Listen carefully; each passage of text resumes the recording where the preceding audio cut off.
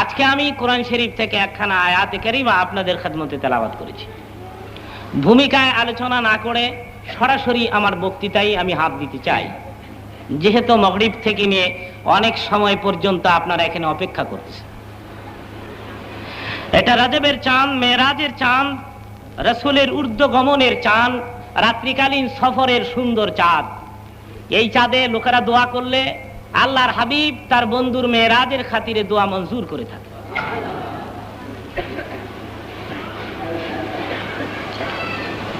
এই বিজ্ঞানের যুগে, রকেটের যুগে যদি কোনো বৈজ্ঞানিকদের প্রশ্ন হয় মুহাম্মদুর রাসূলুল্লাহ সাল্লাল্লাহু আলাইহি ওয়াসাল্লাম আকাশের আগুনের তাপমাত্রা ভেদ করে রকেট হেলিকপ্টার ছাড়া মেশিন পত্র ফিট না করে কি করে আকাশ অতিক্রম করে সপ্তম আকাশের উপরে আল্লাহর কুদরতি রহমতি দরবার পর্যন্ত পৌঁছতে সক্ষম হয়েছেন, এই বিজ্ঞানের যুগে যদি বৈজ্ঞানিকদের প্রশ্ন হয় তাহলে আমি তাদের জবাব দিতে যাইয়া আজকের বক্তৃতার শুরুতে একটি বাস্তব উদাহরণ আপনাদের সামনে পেশ করতে চাই। বাস্তব উদাহরণ হলো, বাড়িতে যাইয়া একটা মোমবাতি জ্বালাবেন আর মোমের আগুন দেখবেন লম্বা হয়ে উঠে। লম্বা আগুনের মাঝখান দিয়ে আপনি আঙ্গুলটাকে সোজা করে যদি খুব ঘন ঘন কয়েকবার নেন আর আনেন, দ্রুত সঞ্চারণ করেন, তাহলে দেখবেন কয়েকবার নেওয়া আনা সম্ভব হবে। হবে কিনা জোরে কোন? আঙ্গুলে ব্লাড আছে, গোশত আছে, হাড় আছে, রক্ত গোশত হাড় দ্বারা তৈরি আঙ্গুল সোজা করে জ্বলন্ত সেই মোমবাতির আগুনের মাঝখান দিয়ে দ্রুত সঞ্চারণ করলে কয়েকবার নেওয়া আনা যদি সম্ভব হয়, তাহলে থাক আকাশে আগুন, আগুনের মাঝখান দিয়ে সরকারে দু আলম বোড়াকের পৃষ্ঠে চড়ে এত দ্রুত গতিতে চলে গেছেন যে আগুন তার গায়ে স্পর্শ করার সময় পায় না। জোরে কোন সুবহানাল্লাহি বিহামদিহি সুবহানাল্লাহিল আযীম। আশ্চর্যতম কোন ঘটনা শুনলে আমরা কি বলি? জোরে কোন কি বলি? আমার দুঃখ লাগে বর্তমান যুগের মুসলমানেরা কোন জায়গায় সুবহানাল্লাহ বলতে হবে, কোন জায়গায় নাউজুবিল্লাহ বলতে হবে, কোন জায়গায় আলহামদুলিল্লাহ বলতে হবে তাও শিখে নেই। পত্র পত্রিকায় চিত্র জগতের লোকেরা লেখে ইনশাআল্লাহ খোদার অশেষ মেহেরবানিতে আগামী সপ্তাহে মুক্তি পাবে মনা পাগলা। মনা পাগলার আগে ইনশাআল্লাহ লাগানো যায় কিনা জোরে কোন? না। আরো জোরে কোন যায়? কোন জায়গায় ইনশাআল্লাহ লাগাতে হবে, কোন জায়গায় নাউজুবিল্লাহ লাগাতে হবে, কোন জায়গায় বিসমিল্লাহ লাগাতে হবে, এটাও তো আমরা শিখি নাই। আবার মুসলমান হুজুর দোয়া রাইহেন বেহেশত যাইলে যাইতারি। বেহেশত কি এটা মামুর বাড়ির দোসালা ঘর পাইছো? গেলেই মামানি মুরগার রান দিব আর তুমি রাক্ষসের লাইন চাবাইবা, এটারে বেহেশত কয় মিয়া? বেহেশতের মূল্য কত জানেন? তামাম দুনিয়া কয়েক কোটি বার বিক্রি করলো, আল্লাহর তৈরি জান্নাতের জানালার একটা টুকরা শিকের মূল্য দেয়া যাবে না। এত দামি জান্নাত আল্লাহ তোমাকে দিয়ে দিবে। তুমি কোন জায়গায় সুবহানাল্লাহ সেট করতে হয় তাও শিখো নাই, কোন জায়গায় নাউজুবিল্লাহ সেট করতে হবে তাও শিখো নাই, আর তোমারই দিয়ে দিবে আল্লাহ মূল্যবান জান্নাত।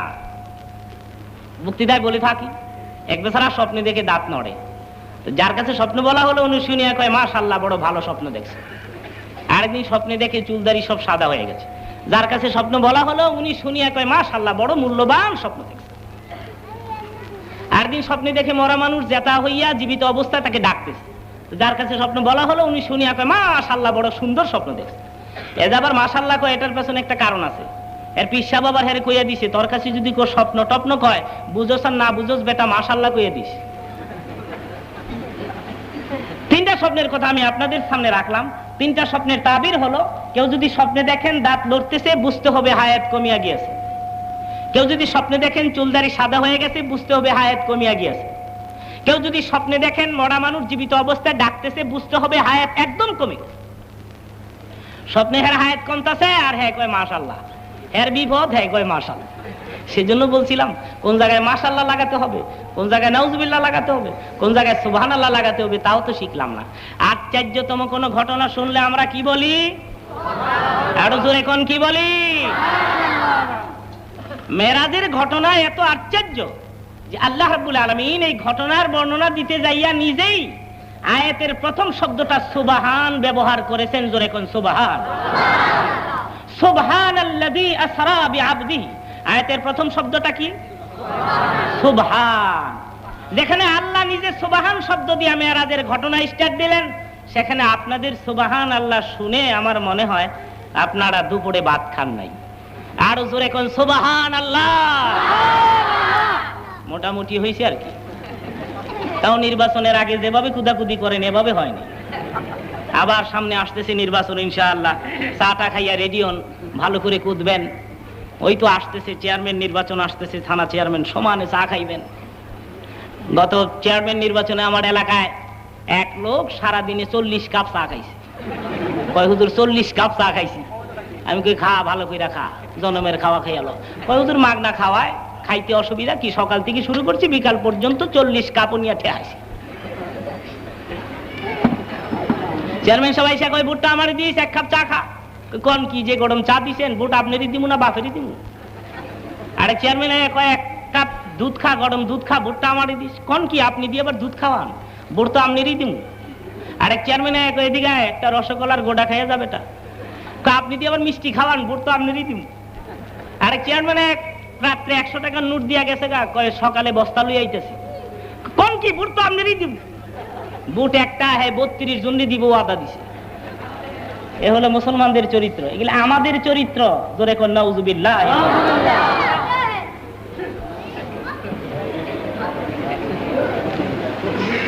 বৈজ্ঞানিকদের প্রশ্নের জবাব দিচ্ছিলাম আমি। প্রশ্নের 2 নম্বর জবাব এ কায়দায় দেওয়া যায়। কুমিল্লায় আপনারা এই মসজিদ ময়দানে আমাকে দাওয়াত দিয়েছেন। ঢাকা থেকে এই মসজিদ পর্যন্ত পৌঁছতে হলে কোন পথ দিয়ে পৌঁছলে নিরাপদে তাড়াতাড়ি পৌঁছতে পারবো, ওই পথটা আপনাদের ভালো জানা না আমার ভালো জানা? আপনাদের ভালো জানা। বুঝে শুনে উত্তর দিবেন, না বুঝলে বোবার মতো বইতে। আপনার বাড়িতে আমাকে দাওয়াত দিয়েছেন, আপনার বাড়িতে পৌঁছতে হলে কোন পথ দিয়ে পৌঁছলে, কোন গেট দিয়ে ঢুকলে তাড়াতাড়ি নিরাপদে পৌঁছতে পারবো, সেটাকে আপনার ভালো জানা না আমার ভালো জানা? দাওয়াত দিয়েছেন আল্লাহ। জোরে কোন কে দাওয়াত দিয়েছেন? আল্লাহর বাড়িতে তার বন্ধুকে, তার হাবিবকে।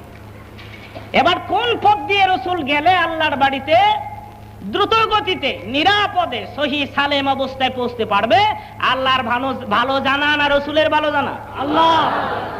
বৈজ্ঞানিকদের প্রশ্নের জবাব এ কায়দায় হতে পারে, হয়তো বা আল্লাহ রাব্বুল আলামিন তার বন্ধুকে আকাশের এমন এক পথ দিয়ে তুলে নিয়ে গেছেন যে পথ দিয়ে আগুন নাই, আগুনের তাপমাত্রা নাই, কিচ্ছু নাই। এটাও হতে পারে। জোরে কোন সুবহানাল্লাহ। এটাও বৈজ্ঞানিকদের প্রশ্নের এক কায়দার জবাব হতে পারে। 3 নম্বর জবাব দিচ্ছি। জবাবগুলো মনে রাখলে রাস্তাঘাটে মোকাবেলা করতে পারবেন কেউ যদি মেরাজ সম্পর্কে প্রশ্ন করে। 3 নম্বর জবাব হলো আগুন তৈরি করেছেন আল্লাহ। জোরে কোন কে তৈরি করেছেন? আগুনের মাঝে দহিকা শক্তি দিয়েছেন কে? আল্লাহ। আগুন যে জ্বালাইতে পারে এই ক্ষমতাটা আগুন কার কাছ থেকে পাইলো? আল্লাহ। আল্লাহ ইচ্ছা করলে আগুনের মাঝেও তার বান্দাকে, তার বান্দিকে বাঁচায় রাখতে পারে। ক্ষমতা আমগো আল্লাহর আসেনি? জোরে কোন? আছে। কোরআন শরীফ তার বাস্তব প্রমাণ করেছে। আল্লাহ ওয়াজ করতেছেন, ইয়া নারু কুনি বারদাম ওয়া সালামান ওয়া সালামান আলা ইব্রাহিম। আগুন রে, আমার ইব্রাহিমের জন্য শান্তিদায়ক ঠান্ডা হয়ে যা। সালামুন শব্দ আয়াতের মাঝখানে আল্লাহ না লাগাইলে হয়তোবা বেশি ঠান্ডা হয়ে যেত। বেশি ঠান্ডা হয়ে গেলে লেপ লাগতো, আবার তুষুক লাগতো। পরিমাণে যদি একটু গরম বেশি থাকতো তাইলে আবার মিল্লাত মার্কা, হীরা মার্কা ফ্যান লাগতো। আল্লাহ বলেন ফ্যানও যে না লাগে, লেপও যে না লাগে, তুষুকও যে না লাগে। ওয়া সালামান আলা ইব্রাহিম, আমার ইব্রাহিমের জন্য শান্তিদায়ক ঠান্ডা হয়ে যাও। জোরে কোন সুবহানাল্লাহ। আগুন জ্বলছে তার দিক দিয়ে, আল্লাহর খলিল ইব্রাহিম আগুনের মাঝখানে জ্যোতিষময় মহাপুরুষের বেশি দাঁড়িয়ে আছে। আর নমরুদ রাজপ্রাসাদের ছাদের পড়ে দাঁড়াইয়া জোরে জোরে ডাকছে আর বলছে, আগুন রে, তুই কি তোর দহিকা শক্তি হারিয়ে ফেলেছিস? জ্বালাইবার ক্ষমতা ভুলে গেছিস? তোর না খাসলত জ্বালিয়ে দেওয়া? আমার দুশমন ইব্রাহিমকে জ্বালায় দে, মিসমার করে ফেল, ছাই খাই করে ফেল। আগুন থেকে তার জবাব আসলো, এই নমরুদ্দা, মোটা গলায় বক্তৃতা দিস না বেটা। দহিকা শক্তি হারিয়ে ফেলি নাই, জ্বালাইবার ক্ষমতা ভুলে যাই নাই। পরীক্ষা করতে চাস? তাহলে তুই নাই মায়া দেখ, তরে সহ গোটা দুনিয়া সব জ্বালাই দিতে পারি। কিন্তু আল্লাহর খলিলের গায়ের একটা পশম জ্বালাইবার ক্ষমতা আমার নাই। ওই আল্লাহ আছেন তো এখনো, না গেছে গা ইন্ডিয়ার ভাই? 15 দিনের ছুটি লইয়া পাকিস্তান রেস্ট লইতেছে।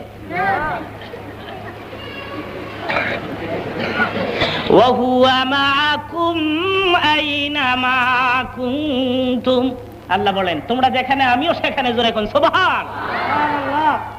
সুতরাং কথা বললে আন্দাজ করে বলবেন, মিথ্যা কথা বললে একটু আন্দাজ করে বলবেন, কারণ আপনার গোটা জিন্দেগীর সবগুলি কথাই কিন্তু রেকর্ড হয়ে যাচ্ছে।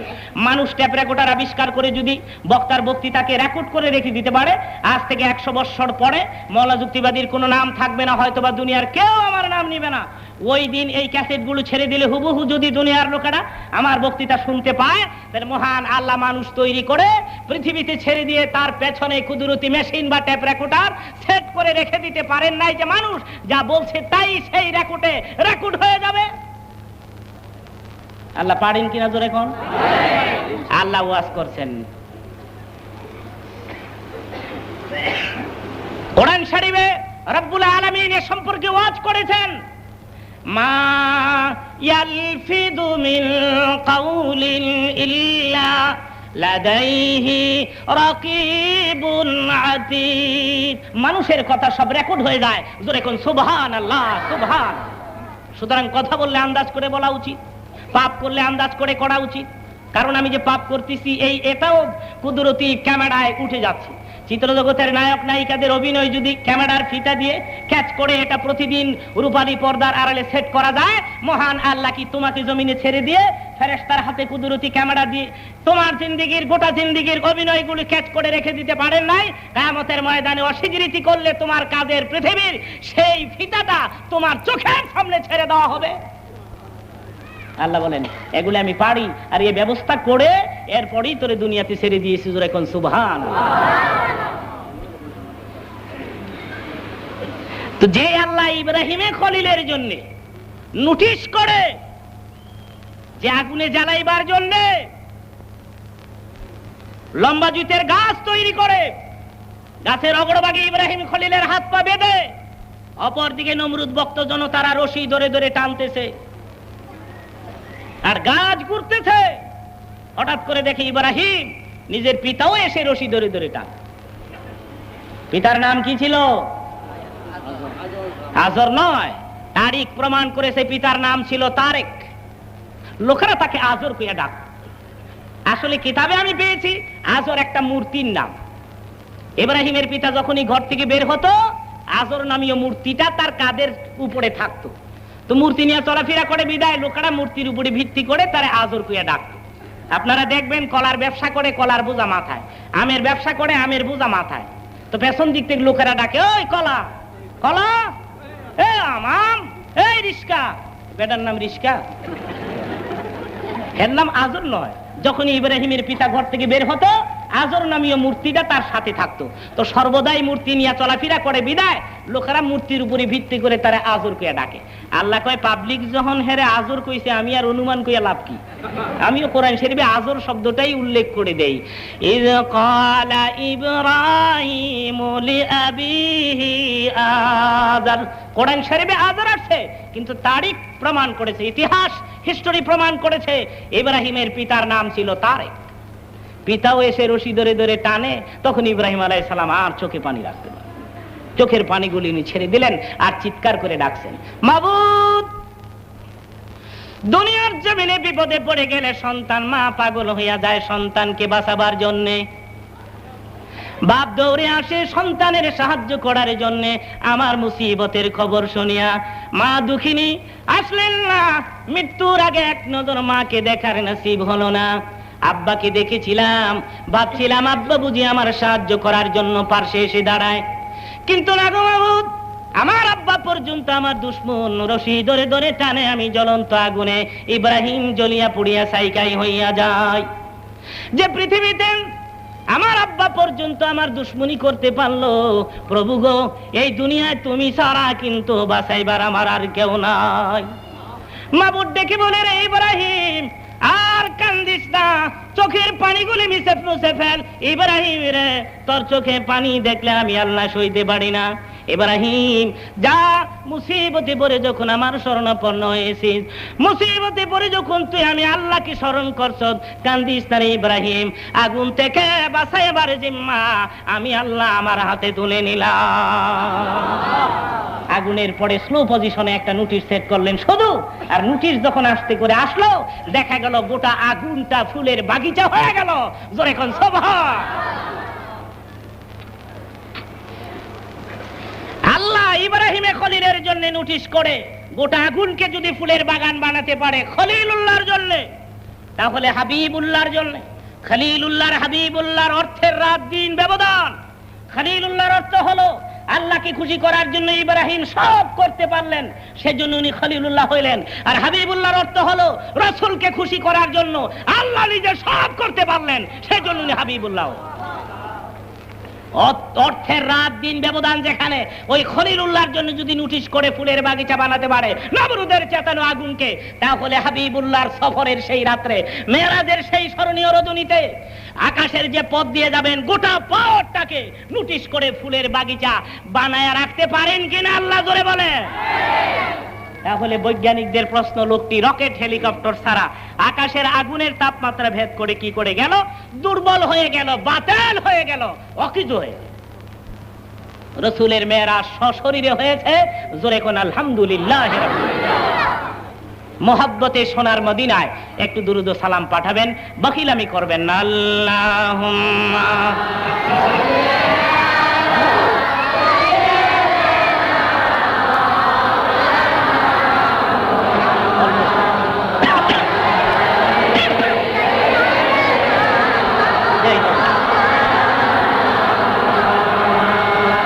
মোহাব্বতে পড়েন আল্লাহুম্মা।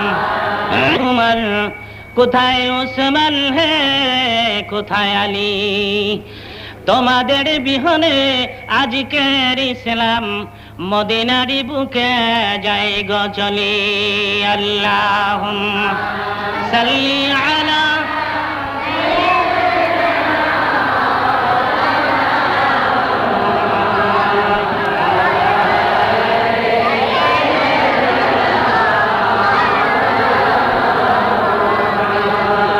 বিশ্বভুবনে যাহা কিছু আছেন সকলেই মানিল তাহাদের প্রভুকে, কেবলই মানুষ শুধু যে বেহুশ মানিল না তাহারা আল্লাহকে। আল্লাহুম্মা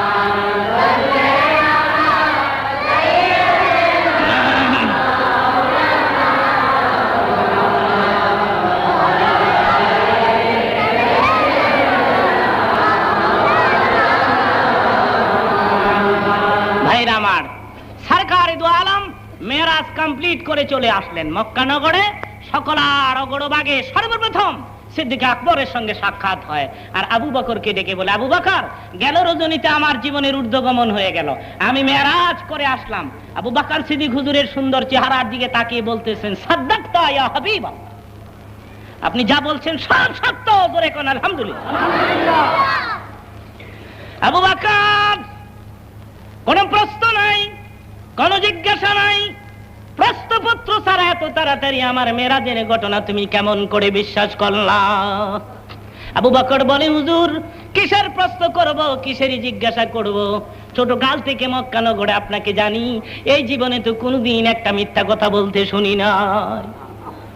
মক্কার কাফির মুশরিকেরা আপনাকে আল আমিন বলে খেতাব দিয়েছেন। কাফিরেরা যেখানে সত্যবাদী বলতে পারে, মুশরিকেরা যেখানে সত্যবাদী বলতে পারে, আমি সাহাবী হইয়া আবার কিসের প্রশ্ন করব, কিসেরই জিজ্ঞাসা করব?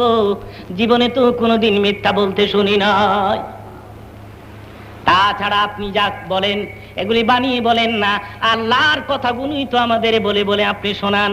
কোরআন শরীফ প্রমাণ করে সুন্দর করে, মা ইয়ান্তিকু আনিল হাওয়া ইন হুয়া ইল্লা ওয়াহিয়ুহা। মুহাম্মদ হরগিজ না গুফতা, তা না গুফতা জিবরাইল, জিবরাইল হরগিজ না গুফতা, তা না গুফতা রব্বুল জালিল।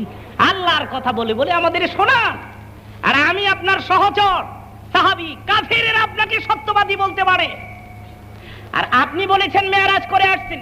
কিসের প্রশ্ন, কিসের জিজ্ঞাসা? যা কিছু বলেছেন এবং যা কিছু বলবেন সব সত্য। তোর এখন আলহামদুলিল্লাহ। নবী আমার ডেকে বলে, আবু বকর, প্রশ্নপত্র ছাড়া যখন আমার মেরাজের ঘটনাকে তুমি বিশ্বাস করে নিতে পেরেছো, আবু বকর রে, শূন্য হাতে তোরে আমি ফিরাই দিতে পারি না। এতদিন ছিলে তুমি শুধু আবু বকর, আজ থেকে তোমার নামের পেছনে আমি সিদ্দিক উপাধি লাগাই দিলাম। যখন সুবহানাল্লাহ। এতদিন ছিলে শুধু আবু বকর, আজ থেকে সিদ্দিক উপাধি লাগাই। যে আবু বকরের শানে রাসূলের সাথ করেন। তামাম দুনিয়ার মানুষের নেকগুলি যদি এক পাল্লায় রেখে দেওয়া হয়, আমার আবু বকরের নেক যদি অপর পাল্লায় দিয়ে টান দেওয়া হয়, সারা দুনিয়ার মানুষের চেয়ে আমার আবু বকরের নেকের ওজন অনেক বেশি হয়ে যাবে। দেখি বলে সাহাবীরা রে, আমার ইন্তেকালের পরে আমার আবু বকর যেদিন মৃত্যুবরণ করবে, আমার আবু বকর যেদিন ইন্তেকাল করবে, সাহাবীরা আমার রওজার কিনারে আমার পাশে আবু বকরের কবর করে দিবে। তাই করা হবে। ইন্তেকালের আগে সিদ্দিক আকবর ডেকে বলে, আলী, আমার লাশ হুজুরের রওজার কিনারে নিয়ে যাবে, আমার পুরান জামা দিয়ে কাফন পরাবে, আর জানাজা পড়ে রসুলের রওজা আকদাসের পাশে নিয়ে যাবে। আলী হ্যাঁ, রসুলকে ডেকে বলবে, আমি আবু বকর হতভাগা নবীর খেদমতে হাজির হয়ে গিয়েছি। নবী যদি কোনো জবাব দেয়, রওজার পাশে খবর দিবে, আর নবী যদি কোনো জবাব না দেয়, তাহলে মনে করবে নবীর বিদায়ের পরে আমি তার মনে আঘাত এনেছি, দুঃখ দিয়েছি, কষ্ট দিয়েছি। রওজার কিনারে কবর দিবি না রে আলী, জান্নাতুল বাকির পরে আবু বকরের কবরখানা করে দিবি। হযরত আলী নিজে রওয়ায়াত করেন, পুরান জামা দিয়ে কাফন পরাইয়া জানাজা কমপ্লিট করে হুজুরের রওজার কিনারে আবু বকরের লাশ লয়ে আমরা হাজির হইয়া যাই। আলী বলেন, আমি সেজদায় পড়ে গেলাম, একবার, দুইবার, তিনবার আমি ডাক দিলাম, হে রাসূল, আপনার আবু বকর আজ আপনার পায়ের সামনে হাজির হয়ে গেছে। হযরত আলী বলেন, তিনটে বার ডাক দেওয়ার পরে আমি কোনো সাড়া পাই না, আমি কোনো শব্দ পাই না। হযরত আলী ভাবলেন, এত তাড়াতাড়ি রাসূল আবু বকরকে কি গড়ে ভুলে গেল? মুখমণ্ডল মলিন হয়ে গেছে আলীর। সেজদার থেকে মাথা তুলে আলী বলেন, সেজদার থেকে যে মাত্র মাথা তুললাম, আর মাথা তুলে দেখি হুজুরের রওজা থরথর করে কাঁপতেছে, রওজার চারদিকের লোহার জোড়াগুলি ছুটে যেতেছে। আল্লাহর হাবিব রওজার ভেতর থেকে ডেকে ডেকে বলতেছে, আলী রে, আমার আবু বকর আমার পাশে আসবে, অনুমতির কোনো প্রয়োজন নাই। আবু বকর, তুমি ছিলে মক্কার সাথী আমার, হিজরতের সাথী আমার, গুহার সাথী আমার, আজ থেকে আমার আবু বকর আমার কবরের সাথী হয়ে যাবে। জোরে কোন সুবহানাল্লাহ। সেই আবু বকর সিদ্দিক আজকে মেরাজের ঘটনা সকল আর অগ্রভাগে তাসদীক করলেন। একদিক দা সাহাবীরা মেরাজের ঘটনাকে তাসদীক করতেছে, অন্য দিক দা আবু জহল মক্কা নগরের ধারে ধারে ঘুরে ঘুরে বলতেছে, শুনছো মক্কার লোকেরা, আব্দুল্লাহর পোলা শেষ পর্যন্ত পাগল হয়ে গেল। মক্কা থেকে বাইতুল মাকদাস যাইতে কয়েক মাসের পথ অতিক্রম করতে হয়, আর আব্দুল্লাহর পোলা নাকি রাতারাতি বাইতুল মাকদাস হইয়া সপ্তম আকাশের উপরে পাড়ি দিয়া আল্লাহর সাথে দেখা কইরাইছে। শুনছ কিভাবে আব্দুল্লাহর পোলা পাগল হয়ে গেল? আল্লাহর পক্ষ থেকে জবাব এসে গেল, মা সাহিবুকুম বিমাজনুন, তোমাদের সাথে আমার বন্ধু পাগল নয়। জোরে কোন আলহামদুলিল্লাহ। আবু জহল কয় পাগল, আল্লাহ কয় পাগল না, কারটা রাইট হবে? হুজুরের দরবারে হাজির হয়ে আবু জহল কয়, আব্দুল্লাহর পোলা এভাবে পাগল হয়ে গেলা? আরে মক্কা থেকে বাইতুল মাকদাস যাইতে কয়েক মাসের পথ, আর তুমি রাতারাতি বাইতুল মাকদাস হইয়া সপ্তম আকাশের উপরে খোদার লোকে দেখা কইরাইছো, এভাবে শেষমেশ পাগল হইয়া গেলা? নবী আমার দেখে বলে, রে আবু জাহল, তোমরা না কেমন, তোমরাই না আমাকে আল আমিন বলে খেতাব দিয়েছো, তোমরা নেই বলেছো আমি কোনোদিন মিথ্যা কথা বলি না, এতদিন মিথ্যা বলি নাই, নবুয়তি পাইয়া পয়গম্বর হইয়া আজকে বুঝি আমি মিথ্যাবাদী হয়ে গেলাম। আবু জহল বলে, যদি সত্যিবাদী, যদি তুমি সত্যি বলে থাকো, ঠিক আছে মানলাম তোমার কথা, তাহলে বলো তো বাইতুল মাকদাসের কটা দরজা, কটা জানালা, কটা সিঁড়ি? দরজার সামনে কটা সিঁড়ি, জানালা কয়টা, শিক কয়টা, কোন দিকে কোন সাইডে কতটা জানালা লাগানো হয়েছে। আপনার আমার প্রশ্নের জবাব দেন। হুজুর কি মেরাজ করতে গেলেন না বাইতুল মাকদাসের দরজা জানালা গুনতে গেলেন? দরজা জানালা গুনুন লাগবো? দরজা জানালা গুনে কারা? যারা ঘর কিনতে যায় হেরা দেখি জানালা টাইট আসেনি, দরজা টাইট আসেনি, কাঠ ফাট মজবুত লাগাইছিনি, স্ক্রুপ মিস্ক্রুপ ঢিলা হইছিনি। রসুল কি বাইতুল মাকদাস কিনতে গেছে নাকি যে গুনতে হইব জানালা চশমা লাগায়া? কিন্তু আজকে জমা হয়ে গেছে। আমি যদি বাইতুল মাকদাসের স্টেটমেন্ট ঠিক মতো না দিতে পারি, নোকেলা বলবে তোমার বন্ধু, তোমার পয়গম্বর মিথ্যাবাদী। এখন তুমি বলো, তোমার যদি মনে চায় তাইলে আমাকে শর্মিন্দা বানাও, লজ্জা দেও শত শত লোকের সামনে, না হয় তুমি বলে দাও কটা দরজা কটা জানালা আমি জানিয়ে দে। আল্লাহ ডেকে বলে, জিবরিল আমার বন্ধুর কাছে যা, মক্কা নগরে আমার সালাম ক, বন্ধুরে বল চোখের পানি গুনি মুছে ফেলতে। বন্ধুর চোখে পানি দেখলে আমি আল্লাহ সইতে পারি না। হাবিব আর কাঁদবেন না, জিবরিল বাইতুল মাকদাসটা তুলিয়া মক্কা নগরে নিয়ে যাও, আমার হাবিবের চোখের সামনে তুলে ধরো। আমার হাবিব চোখে দেখে গুনে গুনে বলে দিবে কটা দরজা কটা জানালা। যারা বলেন সুবহান। জিবরাইল গোটা বাইতুল মাকদাসটা, মসজিদ আকসা পুরোটা মক্কা নগরে নিয়ে আসে। হুজুর আর আকাশের দিকে তাকাইবেন না, সামনের দিকে তাকায় দেখেন আমি আল্লাহর হুকুমে গোটা ঘরটা গোটা মসজিদটা আপনার চোখের সামনে তুলে ধরছি। এক একটা সাইড ঘুরাবো, আপনি গুনে গুনে বলে দিবেন কটা জানালা কটা দরজা। এক একটা সাইড ঘুরায় আর হুজুর গুনে গুনে বলতে লাগলেন। আবু জাহল আশ্চর্য হয়ে গেল, ব্যাপারটা কি রে? স্টেটমেন্ট তো ঠিকই দিতেছে, একটা কথাও তো ভুল হচ্ছে না, জানালাও তো ঠিকই কয়, দরজাও তো ঠিকই কয়, সিঁড়িও তো ঠিকই কয়, শিখগুলিও তো ঠিকই কয়। আবু জাহলের চেহারা মলিন হয়ে গেছে, বিশ্রী হয়ে গেছে, বাক শক্তি রুদ্ধ হয়ে গেছে, জবান বন্ধ হয়ে গেছে। আল্লাহর হাবিব দেখে বলে, রে আবু জাহল আমি কি সত্য বলছি না মিথ্যা বলছি? আবু জাহল বলে, বাইতুল মাকদাস সম্পর্কে স্টেটমেন্ট ঠিকই দিয়েছো, তুমি যে আল্লাহর পাঠানো পয়গম্বর এটা আমি মানি না। নসিবে থাকতে হবে তো ইসলাম। কি গণ আপনারা, কি গণ? তকদিরে ইসলাম তখন লাগবে তো। আজকের এই মাহফিলে আসা, দিনের কিছু আলোচনা শোনা, এ তকদির কি মামলা হয়, এটা নসিবে থাকতে হবে।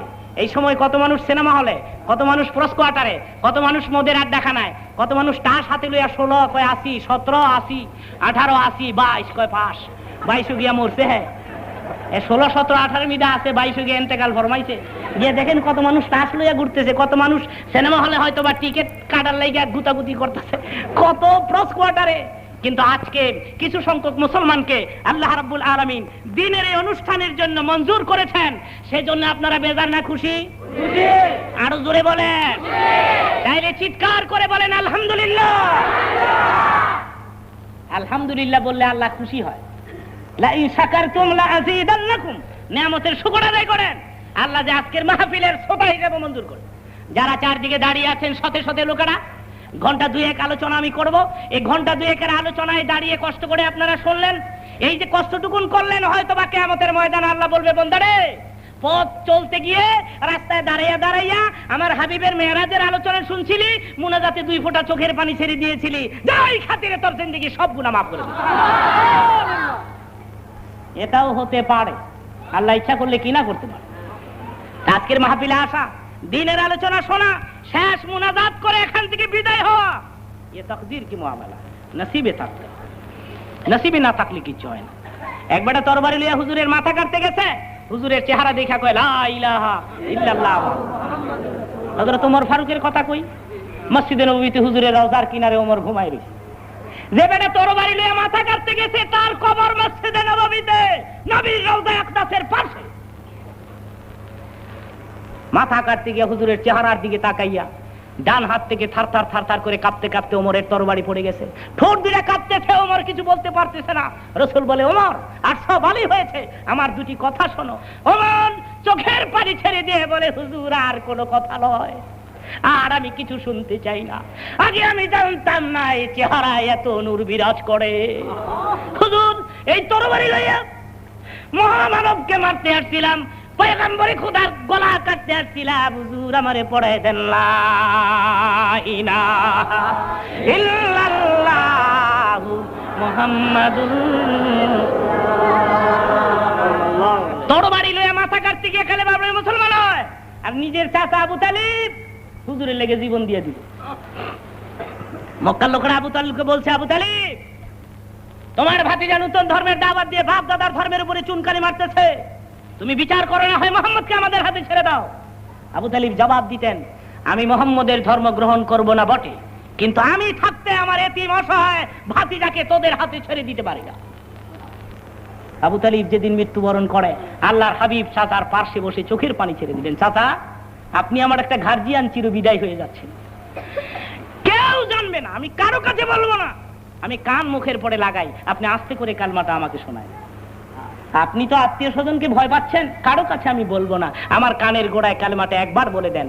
আপনি একবার বলে মৃত্যুবরণ করেন, খোদার কসম কিয়ামতের ময়দানে আমার গলায় গামছা লাগাইয়া সকলের আগে আপনাকে বেহেশতে নিয়ে।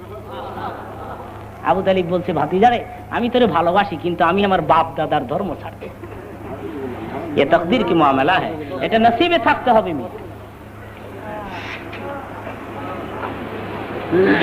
কিতাবে আসছে আবু জাহলের সাথে সাথে একজন ইহুদি মেরাজের ঘটনাকে মিথ্যা সাব্যস্ত করে বাড়ির দিকে রওনা করেছে। কিসাসুল আম্বিয়াতে এই ঘটনাটা উল্লেখ করেছে। রেওয়ায়েতে গড়বড় থাকতে পারে, কিন্তু আলোচনা করা জায়েজের সীমারেখার ভেতরে, সেজন্য বলছি, বিজ্ঞানের যুগ সেজন্য। ইহুদি মাছ খরিদ করে বাড়িতে গেছে, বিবি ভাজি কর ভুনা কর, আমি গোসল করে আসি। বিবিরে মাছ দিয়ে নদীর পাড়ে গিয়ে উলঙ্গ অবস্থায় যখন ঝাঁপ দিছে, ডুব দিয়ে উঠা দেখে সে লেডিস হয়ে গেছে, জন্ডিস নাই, লেডিস। এখন লজ্জাস্থান ঢাকার মতো কিছু নাই, গাছের লতা পাতা দিয়ে লজ্জাস্থান থেকে দাঁড়িয়ে আছে সুন্দরী রূপসী। পথ দিয়ে এক যুবক ছেলে দেয়, রূপসীর রূপের দিকে তাকিয়ে তার লোভ হয়েছে, হাইজেক করে নিয়ে গেল। বর্তমানে যে বাংলাদেশে যা চলছে, মেয়েদের জীবনের জানের নিরাপত্তা নাই। ডেলি পত্রিকা খুললে শুনি শুধু ধর্ষণ আর মেয়েদের সঙ্গে অপকর্ম আর ধর্ষণ। পত্রিকা খুললে প্রায়ই দেখি 9 বছরের 8 বছরের 11 বছরের মেয়েরা ধর্ষিত হচ্ছে। জোরে কোন নাউযুবিল্লাহ। এইসব পত্রিকা বিদেশে গেলে বিদেশের লোকেরা এইসব পত্রিকা দেখলে দেখে বাংলাদেশের মুসলমানদের সুন্দর চরিত্র, আমাদের চরিত্রগুলো দেখে।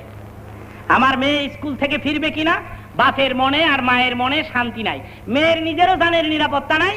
আমি যে স্কুলে রওনা হচ্ছি রিস্কায় করে, আমি আবার সন্ধ্যার আগে ঘরে ফিরতে পারবো কিনা, আমার চরিত্র ঠিক করে।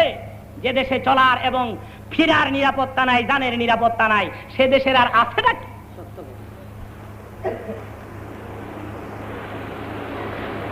কদিন আগে 3-4 দিনের পত্রিকায় দেখলাম 7 বছরের না 11 বছরের মেয়ের সঙ্গে কয়েকজনে জোরপূর্বক মেয়ের চরিত্র নষ্ট করলে, মেডিকেলের সামনে অজ্ঞান অবস্থায় মেয়েকে রেখে গেলে। মেয়েটি তার মস্তিষ্কের ভারসাম্য হারিয়ে ফেলেছে। খবর নিয়েছি আমি কালকেও, সে মেয়ে এখনো ভালো হয় নাই, ডাক্তাররা বলতে শেষে জিন্দেগিতে আর ভালো হবে না। এ হলো এ দেশের মুসলমানদের চরিত্র। যুবক ভাইদের আলেম বলবো, হে যুবকেরা, সরকার দু আলমের দরবারে এক যুবক ছেলে গিয়ে বলছে, আমারে পড়ায় দেন লা ইলাহা ইল্লাল্লাহ মুহাম্মাদুর রাসূলুল্লাহ। কালেমা পড়ে মুসলমান হলে ছেলেটি রওনা করেছে চটিয়াল ময়দানের মাঝখান দিয়ে। একটি মাত্র সরু পথ এগিয়ে চলছে ছেলে, হঠাৎ করে দেখে এক সুন্দরী রূপসী মহিলা আসতেছে। মহিলা ভাবছে উপায় নাই, এ ছেলের চঙ্গল থেকে বাঁচার ক্ষমতা আমার নাই, আমার অলংকারগুলো নিয়ে যাবে, চরিত্রের উপরে কলঙ্কের দাগ বসাবে। কেন আমি সন্ধ্যার আগে ঘর ছেড়ে বের হচ্ছিলাম, রাস্তার যখন ক্রসিং হচ্ছে, মেয়ের অবস্থা এমন হয়ে গেছে, মনে হয় পসিনা টপকাচ্ছে, ভিটা হয়ে মেয়ে কাঁপতে কাঁপতে জমিনে পড়ে যাবে। মেয়ের অবস্থা অনুধাবন করতে পেরে ছেলে আস্তে করে ডাক দিছে, মা মা। মেয়ে সুস্থির নিঃশ্বাস ছেড়ে দিয়ে ডেকে বলছে, কে তুমি? কুকিল কণ্ঠে আমাকে মা বলে ডাকলা। আমি ভাবছিলাম তুমি আমাকে জোর করে নিয়ে যাবে, হাইজেক করে নিয়ে যাবে, আমার জেওর জিনিস চুরি করে নিয়ে যাবে, আমার চরিত্র নষ্ট করে দিবে। কে তুমি? কোথায় ঘর আর কোথায় বাড়ি? তুমি আমারে মা বলে ডাক দিলা। যুবক জেনে বলেন, মা তুমি মনে করেছো চরিত্রের পরে কলঙ্কের দাগ বসাবো, ডাকাত হয়ে হাইজাকার হয়ে তোমার যাওয়ার গুলি আমি ছিনতাই করে নিয়ে যাব। মাগো তুমি জানো না, কিছুক্ষণ আগে রাহমাতুল্লিল আলামিন আলামিনের হাতে আমি মুসলমান হয়ে গিয়েছি। এ হলো মুসলমান তোমাদের ইতিহাস। আজ রাসূলের উম্মত হয়ে এই দেশে মেয়েদের চলার জানের নিরাপত্তা নাই, মেয়ে চলতে পারতেছে না, মেয়েরা হাইজেক হচ্ছে, ছেলে চুরি হচ্ছে, মেয়ে চুরি হচ্ছে, মেয়ের আদর্শিত হচ্ছে, লাঞ্ছিত হচ্ছে, বঞ্চিত। ওয়াজ করেই কি লাভ হবে, আর ওয়াজ শুনেই কি লাভ হবে যদি আমল না করতে পারে?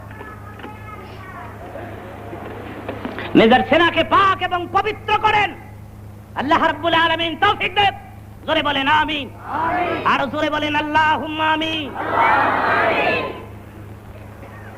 সুন্দরী রূপসীকে পেয়ে হাইজেক করে নিয়ে গেল। কিতাবে আসছে 7 বছর পর্যন্ত সেই মেয়ে স্বামীর ঘর সংসার করেছে।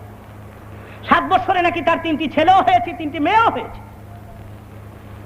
3 ছেলের মা, 3 মেয়ের মা হওয়ার পরে বান্ধবীদের সাথে গোসল করতে আসছে নদীর কিনারে। ডুব দিয়ে উঠা দেখে ওই যে আগের পুরুষ ছিল, পুরুষই হয়ে গেছে। নদীর কিনারে কাপড় টাপড়গুলি রাখছিল, ওগুলি এখনো পরে রয়েছে। তো কাপড় পরে আর ভাবে আমার বেগম হয়তো নাই, অন্য ভাই শাদি টাদি বইয়া বোধ হয়ে গেছে। বাড়িঘরের পরিবর্তন এসে গেছে। গিয়ে দেখে ঘর বাড়ি ঠিকই আছে।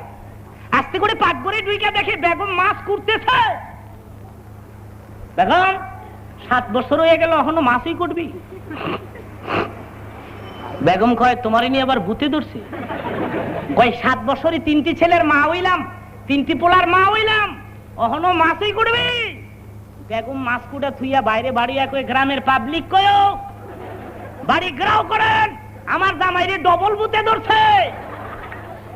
এবার সমস্ত ঘটনা খুলে স্ত্রীর কাছে যখন বলছে, স্ত্রী জবাব দিচ্ছে, স্বামী হ্যাঁ আমার, আমি বুঝেছি, শুনেছি তুমিও নাকি আবু জাহলের সাথে আবদুল্লাহর পোলা মুহাম্মদের রাসূল সাল্লাল্লাহু আলাইহি ওয়াসাল্লামের মেরাজের ঘটনাকে মিথ্যা সাব্যস্ত করে ঘাড় মুড়িয়ে চলে এসেছো। জবাব দাও হে স্বামী আমার, 2 মিনিট হয় নাই, অল্প সময়ের ভিতরে পানির নিচে ডুব দিয়ে 7 বছর কাটাইয়া যদি তুমি 3টি ছেলের মা, 3টি মেয়ের মা হয়ে আসতে পারো, আল্লাহর হাবিব একটি রাত্রের সামান্য সময় কাটাইয়া দীর্ঘ 27 বছর কাটাইয়া, রাত্রের সামান্য সময়ে দীর্ঘ 27 বছর কাটাইয়া মেরাজ করে কেন আসতে পারবে না? ইহুদি বলে বিবি আর বলিস না, আমার আন্দাজ হয়েছে। ইহুদি দৌড়াচ্ছে নবীর দরবারে। ইহুদি বলে আমি দৌড়াইয়া কাবা ঘরের সামনে গিয়ে দেখি আব্দুল্লাহর পোলা এখনো তার সাহাবীদের সামনে মেরাজের ঘটনা বর্ণনা করতেছেন, এখনো মেরাজের ঘটনা বয়ান করতেছেন। অবশ্য আমি 3 পোলার মা, 3 মাইয়ার মা হইয়াছি, এখনো বয়ান করতেছেন। জোরে কোন সুবহান।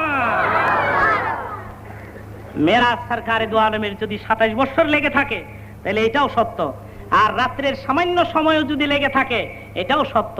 প্রশ্ন আসতে পারে হুজুর দুইটা একসাথে কেমনে সত্য হয়? এটা জানার জন্যই লোকেরা ওয়াজে আসে। ওয়াজে কি আর এমনি আসে, অযথাই কি আর আসে? সুবহানাল্লাযী আসরা বিআবদিহি লাইলান। আসরা শব্দের অর্থ রাত্রিকালীন ভ্রমণ, বুঝার চেষ্টা করবেন। আসরা শব্দের অর্থ নৈশ ভ্রমণ। একটা শব্দ দুইটা অর্থ, নৈশ ভ্রমণ একটা শব্দ, রাত্রিও বুঝায় ভ্রমণও বুঝায়। আসরা লাইলুন শব্দের অর্থ কি? রাত্রি। একটি আয়াতের ভিতরে রাতের কথা 2 বার বলার পেছনে হিকমত কি মুফাসসিরিনে কেরাম লিখেছেন। শুধু আসরা যদি থাকতো তাইলে বুঝা যাইতো রাসূলের মেরাজটা পুরাপুরি একটা রাত লাগবে। লাইলান, লাইলুন এই শব্দটা লাগাইয়া আল্লাহ পুরাপুরি একটা রাত লাগে নাই বুঝাইতে চায়। মুফাসসিরিন লিখেছেন লাইলান আই ওয়াক্তান খাসা আই ওয়াক্তান কালিলা, পুরাপুরি একটা রাতও না, একটা রাতের সামান্য সময়। সামান্য কতটুকু? এক রাতের সামান্য সময় কতটুকরে কয়? এটা কেমনে বুঝাইতাম? তাহলে হাদিস শরীফ খুলুন লাগে। হাদিস শরীফ খুললে রাসূল ইরশাদ করেন, আমি যখন ঘর থেকে বের হয়ে যাই দরজার পরে একটা জিঞ্জির ঝুলছিল, ওই জিঞ্জিরে আমার মাথা লাগছিল কিংবা গায়ের একটা অংশ লাগছিল। রাসূল বলেন মেরাজ করে আইসা দেখি জিঞ্জির এখনো ঝুলতেছে। তাহলে আচ্ছা একটা জিঞ্জির চিনেন তো না? কি কয় কুমিল্লা এটা? শিকল। শিকল। এখন তো বিজ্ঞানের যুগ, সিটকারি গেছেন গা। উন্নতির নামে কত অবনতি আইছে আমার নসিবে। অমিয়া তো এই শিকলে যদি কারো মাথা বা শরীর লাগে তাহলে এটা 27 বছর ঝুলবো। কতক্ষণ ঝুলতে পারে অনুমান? 1 মিনিট 1.5 মিনিট 2, তাহলে এটাই হলো সামান্য সময়। জোরে কোন সুবহানাল্লাহ। রাসূল হাদিস শরীফে ইরশাদ করেন, আমি ওযু করেছি, ওযু করে আমাকে নিয়ে যাওয়া হয়েছে, আমি আসিয়া দেখি ওযুর পানি এখনো টপকায়া পড়তেছে নিচা জমি। ওসা জায়গায় বসে ওযু করলে পানি নিচে জায়গায় আসতে 27 বছর লাগবে? কতটুকুন টাইম লাগবে? তাইলে এ লাইলান আই ওয়াক্তান খাসা ওয়াক্তান কালিলা, পুরাপুরি একটা রাত্রের সামান্য সময়। এবার সামান্য সময় কতটুকুন এটা আপনারা হিসাব কইরা লইেন। 2 মিনিট 1.5 মিনিট 2.5 মিনিট, নাহলে বেশি হইলে 10 মিনিটই ধরে। এটা হলো দুনিয়ার সময়, কিন্তু ভিতরগত আরেকটা সময় কয় বছর কাটছে? এটা কেমনে হয়? দিমাগে তো কুলায় না। দিমাগে কুলাইবার জন্য আমি একটা এক্সাম্পল সেট করছি। কোন বিদেশি প্রেসিডেন্ট যদি আমাদের দেশে আসে, তা আমাদের প্রেসিডেন্ট সাহেব রিসেপশন জানাইতে যায়। এবার বিমান থেকে যখন প্রেসিডেন্ট নামছে, প্রেসিডেন্ট দৌড়ে গেছে, কি হাতাহাতি, গলাগলি, গালাগালি, হাতাহাতি, চুমাচুমি, ছোটাছুটি শুরু করে। এইবার পেছনে গাড়িতে বসাইয়া 2 প্রেসিডেন্ট চলছে। এয়ারপোর্ট থেকে যখন বের হয়ে যায়, প্রেসিডেন্টের গাড়ির আগে আগে দেখবেন একটা ট্রাফিক সার্জন নাহলে মিলিটারি অফিসার একটা মোটর সাইকেল দৌড়ায় যায় আর জোরে জোরে একটা বাঁশি বাজায়। না মোশন দেখেন নাই জীবনে? এদিকে আয় না মাঝে মধ্যে। তো এই যে বাঁশি বাজায় যায়, বাঁশিয়ে কি কয়? বাঁশিয়ে কয় প্রেসিডেন্ট ইজ কামিং। প্রেসিডেন্ট আমার এই গাড়ির পেছনে আসতেছে, রাস্তার ক্লিয়ারেন্সই দিতে হবে। এতক্ষণ যত গাড়ি চলছিল, এখন আর একটা গাড়িও, বেবি ট্যাক্সি ব্রেক, রিক্সা ব্রেক, ট্রাক ব্রেক, বাস ব্রেক, ট্যাক্সি ব্রেক, সব ব্রেক। চাক্কায় ব্রেক হয়ে রাস্তার 2 দিকে পড়ে রইল, মাঝখান দিয়ে প্রেসিডেন্টের গাড়ি চললো। এটা ব্রেক না, এটা চলছে তো চলছে, চলছে তো চলছে, চলছে তো চলছে। রাসূলের মেরাজ এভাবে বুঝে নিতে পারেন। আল্লাহ যখন তার হাবিবকে আকাশে উঠাচ্ছেন, দুনিয়ার সূর্যকে, চন্দ্রকে, সময়কে নোটিশ করে ব্রেক করে দিলেন। জোরে কোন সুবহানাল্লাহ। চন্দ্রকে ব্রেক করে দিলেন, সূর্যকে ব্রেক করে দিলেন, যা যেখানে আছো ফুললি স্টপ। দুনিয়া ব্রেক হয়ে পড়ে রইল, কিন্তু একজনের জার্নি বা সফর এটা ব্রেক হইল না, এটা কন্টিনিউ করলো 27 বছর। জোরে কোন কয় বছর? এবার বুঝে আসছে পরিষ্কার, দুনিয়ার সময় অল্প, কারণ ব্রেক করা হয়েছে। ব্রেকের পরে দুনিয়া ব্রেক হয়ে পড়ে রয়েছে, কিন্তু একজনের সফর এটা ব্রেক হয় নাই, এটা 27 বছর কন্টিনিউ। এবার আসুন হুজুরের যাত্রা শুরু করা যাক। হুজুর যাবেন এখন, বোরাক হুজুর কি নিতে আসছেন। বোরাকের ব্যাপারে লোকেরা অনেক সময় আমাকে প্রশ্ন করে, হুজুর বোরাকটা কেমন ছিল? হাদিস শরীফে সরাসরি রাসূল ইরশাদ করেন, দাব্বাতুন আবিয়াদুন ফাওকাল হিমারে দুনাল বগল।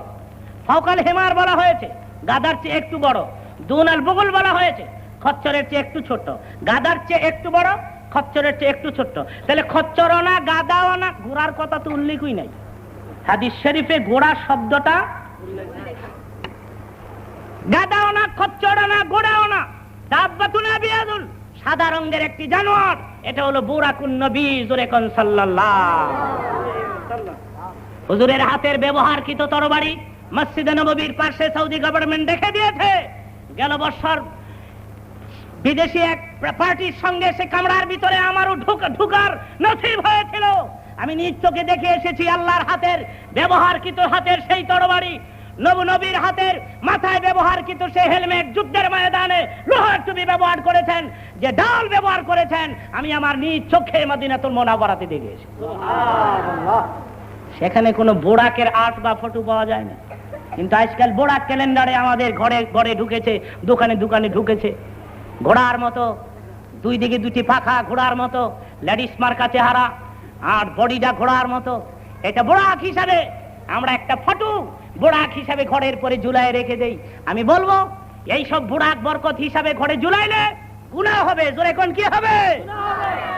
আজকে ওয়াজ কমপ্লিট করে দোকানে ঘরে যদি বোরাক ঝুলাই রেখে থাকেন, তাহলে যাইয়া সঙ্গে সঙ্গে বোরাকটা মাঝখান দিয়ে ছিঁড়ে ফেলবেন, ছিঁড়ে আগুন দিয়ে জ্বালিয়ে দেবেন। যদি মনে করেন কোনো গুনাহ টুনা হইল নি আবার, তাইলে মৌলানা যুক্তিবাদী, মহাখালী, টিবি গেট, গুলশান, ঢাকা 12 আমার অ্যাড্রেসে গুনাহগুলি পার্সেল করে দিবেন। যত গুনাহ হয় সব আমার ঠিকানায় পাস করে দিবেন। কিয়ামতের ময়দানে সব গুনাহ লয়ে আমি উঠবো, আমনের কোনো কষ্ট হইব। আকাশে বৃষ্টির সময় যে বিজলি দেয়, এটার আরবি কি? বারকুন। বারকুন বিজলি। বারকুন থেকে বোরাকটা নাউন হয়ে গেল, ইসিম হয়ে। বারকুন থেকে বোরাক, মুফাসসির লিখেছেন বিজলির একটা গতি পাওয়ার আছে, বিজলির গতি পাওয়ারের চেয়ে বোরাকের গতি পাওয়ার আরো কয়েক হাজার গুণ বেশি ছিল। মক্কা থেকে বাইতুল মাকদাস পৌঁছতে বোরাকের মাত্র 2 কদম লাগে।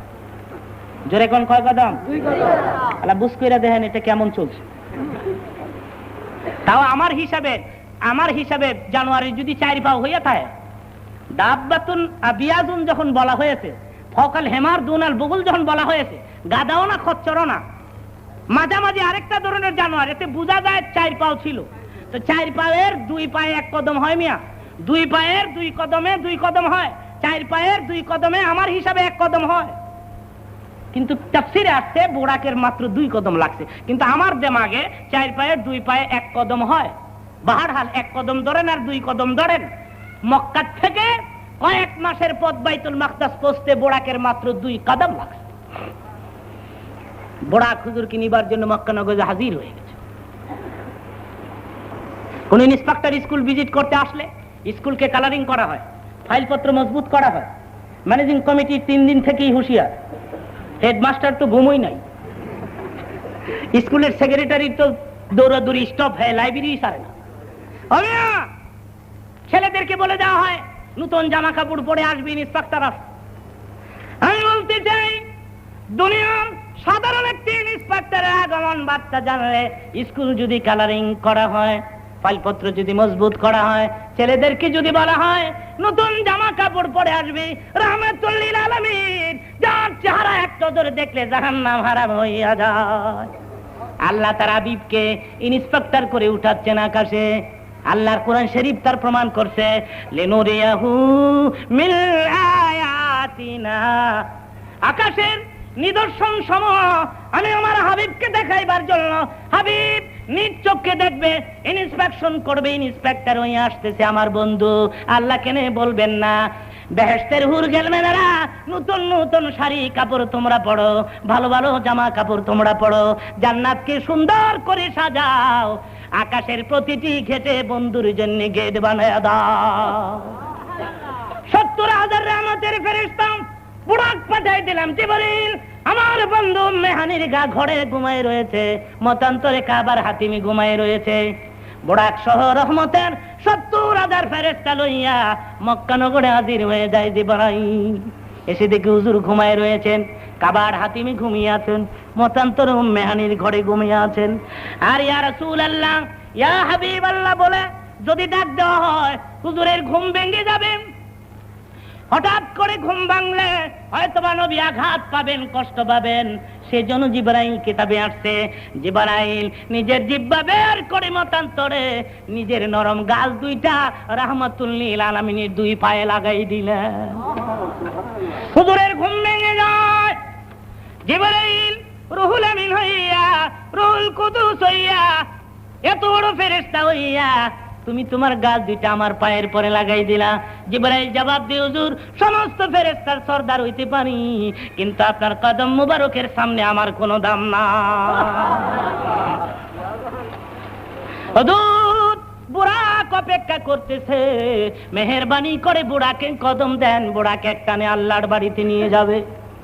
বুরাকের সামনে দাঁড়ায় হুজুর, ববি বনেন আমাকে ওযু করায়, মতান্তরে গোসল করায়, মতান্তরে সেনা মোবারক চাক করা হয়, অত বড় বুরাকের পার্শ্বে নিয়ে আমাকে দাঁড় করায়।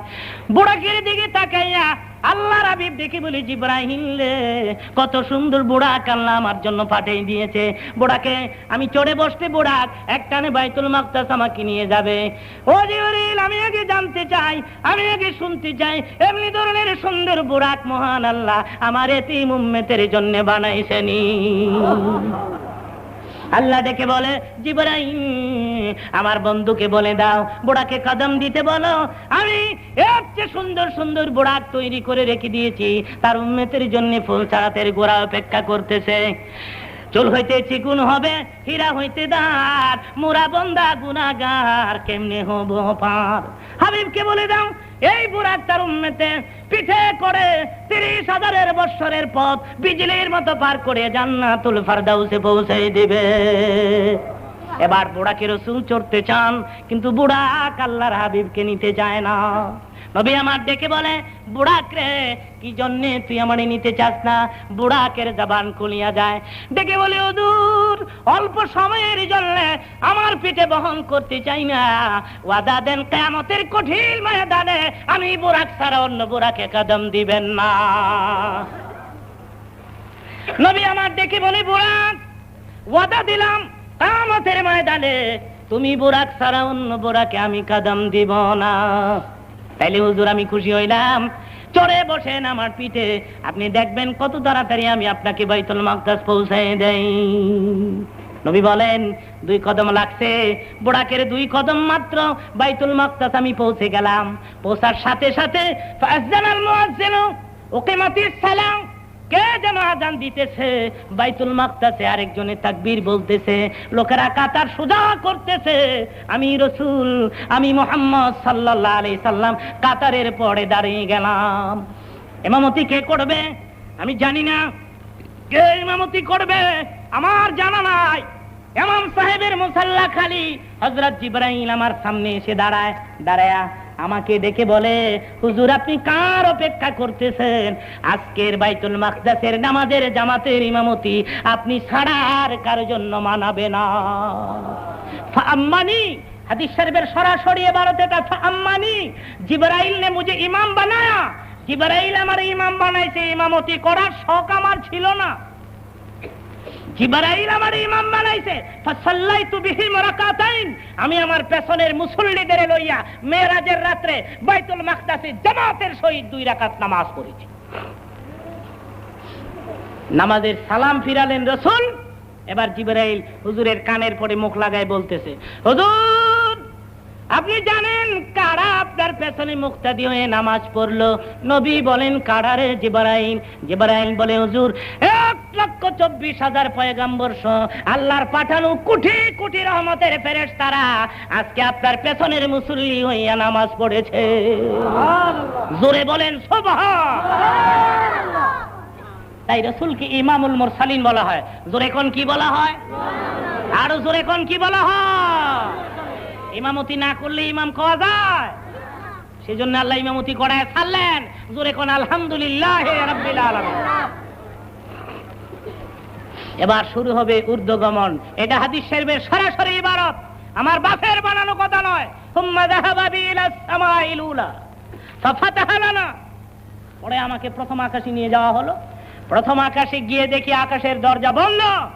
আমি গেছি পরে আমার নাম শুনে ফাতাহা লানা, আমার জন্য দরজা খুলে দেওয়া হয়েছে। জোরে কোন সুবহানাল্লাহ।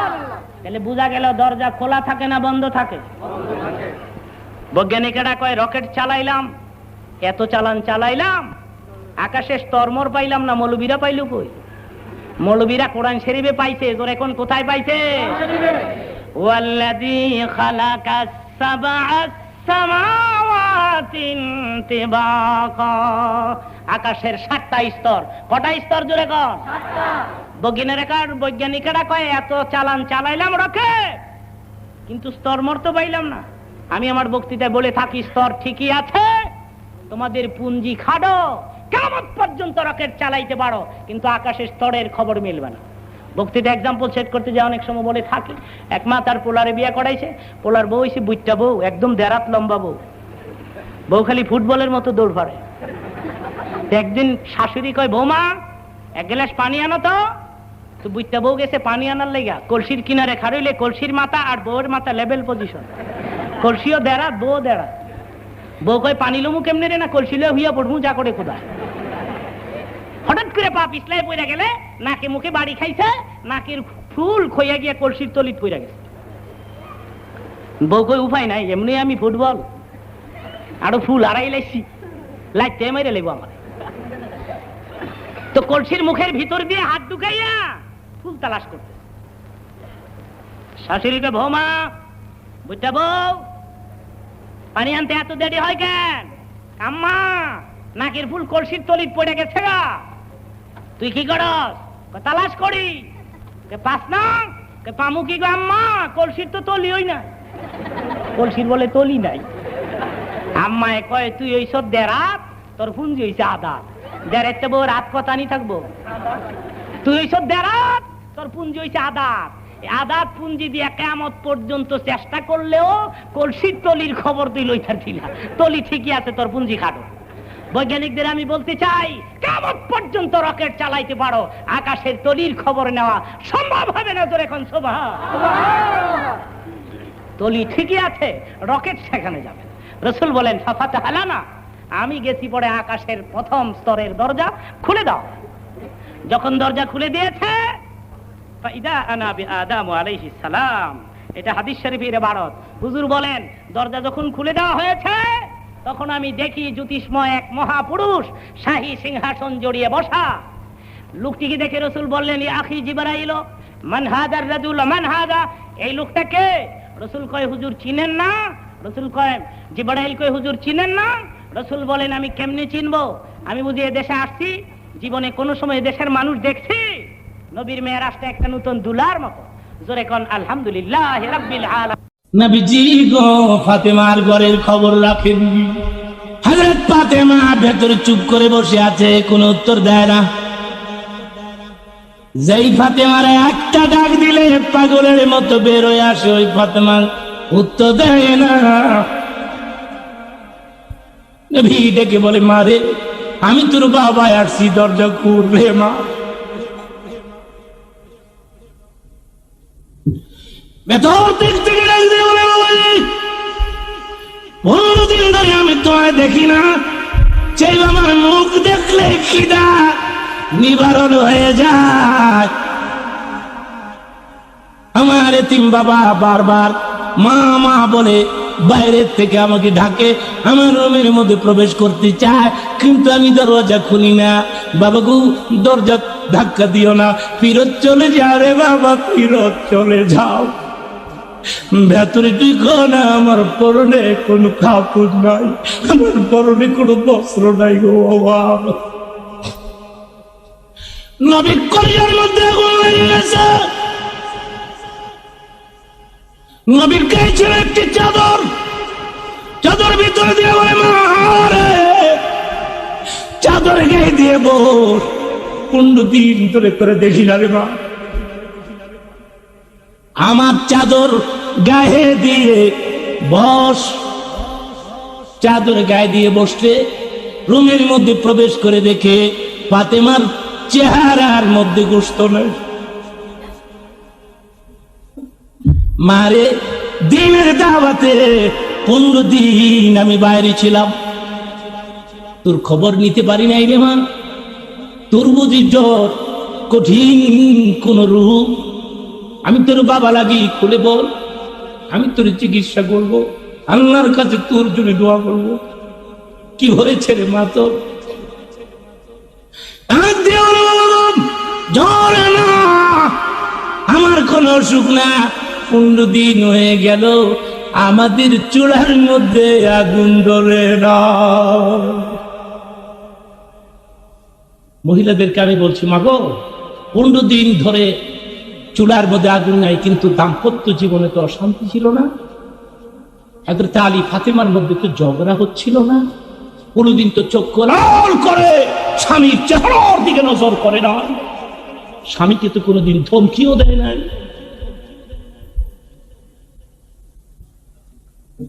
এই যে চাঁদ শেষ হয়ে যাচ্ছে, এই চাঁদের মধ্যে হযরত ফাতেমা ইন্তেকাল করেছে, খবর তো রাখেন না।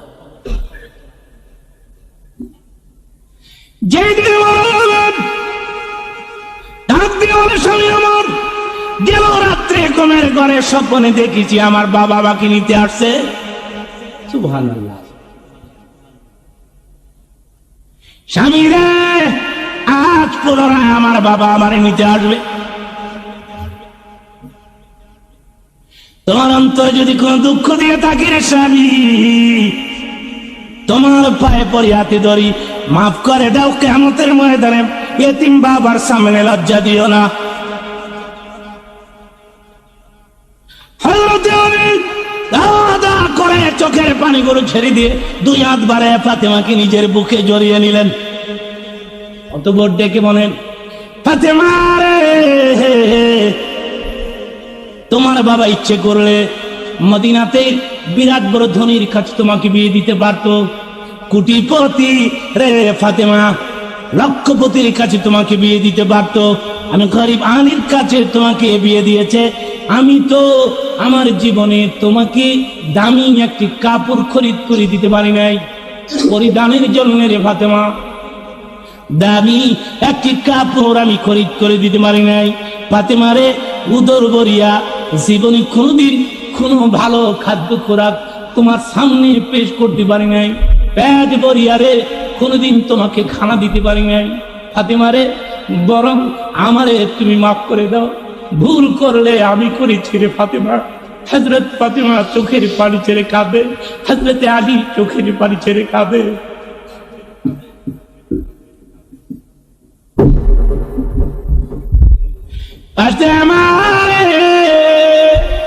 আমাকে রেখে উধায় রওনা হয়েছো, একা কেমনে থাকবে রে মদিনা। অবশ্যই কি বিয়ে করেছেন উনি, হযরত আলী আরেকটা বিয়ে করেছেন ফাতেমা ইন্তেকালের পরে করেছেন, কিন্তু ফাতেমাকে তো উনি ভুলতে পারেন।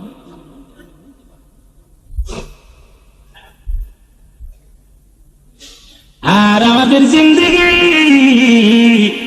জানুয়ারির জিন্দেগি করে গেলাম, জানুয়ারির জিন্দেগি করে গেলাম।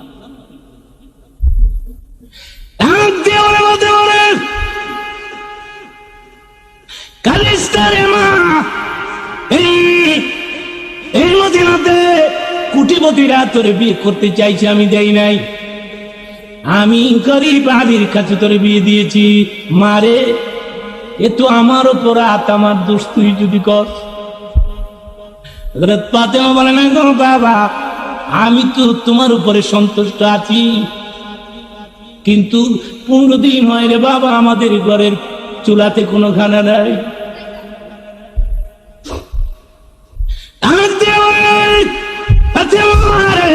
যে জায়নামাজের মধ্যে তুমি বসে আছো, সুবহানাল্লাহ সুবহানাল্লাহ, ফাতেমার মনটা ভেঙে যাবে, সেই জন্য নবী প্রসেস অবলম্বন করলেন, মনটা ভেঙে যাবে মেয়ের মন। ডাক দিয়ে বলে ফাতেমা রে, যেই জায়নামাজের মধ্যে তুমি বসে আছো, জায়নামাজের কোনা ধরে একটু টান দাও। হযরত ফাতেমা বলেন, জায়নামাজের কোনা ধরে টান দিয়ে দেখি গলিত স্বর্ণগুলো আমার জায়নামাজের নিচে দিয়ে প্রবাহিত হচ্ছে। স্বর্ণ। নবী দেখুন মারে, এগুলি স্বর্ণ। তোর পায়ের নিচে কত স্বর্ণ, তোর পায়ের নিচে এত স্বর্ণ, আর তোর করে পাতিল এখানে হয় না। কি এগুলি কি নিচে এসেছে? দিনের নবী বলে মারে, যারা দুনিয়া চায় আল্লাহ এদেরকে দুনিয়া দেয়, যারা আখিরাত চায় রে মা আল্লাহ এদের আখিরাত দেয়। ওমাই ইউরিদ সওয়াবাদ দুনিয়া নুতি মিন্না, ওমাই ইউরিদ সওয়াবাল আখিরাতি নুতিহি বিন্না। আখিরাত যারা চায় আল্লাহ এদেরকে আখিরাত দেয়, দুনিয়া যারা চায় আল্লাহ এদেরকে দুনিয়া দেয়। চিৎকার মেরে বলেন সুবহানাল্লাহ। আরে তুই দুনিয়া চাস, তাহলে হাত বাড়া, তোর হাতে স্বর্ণ আসবে।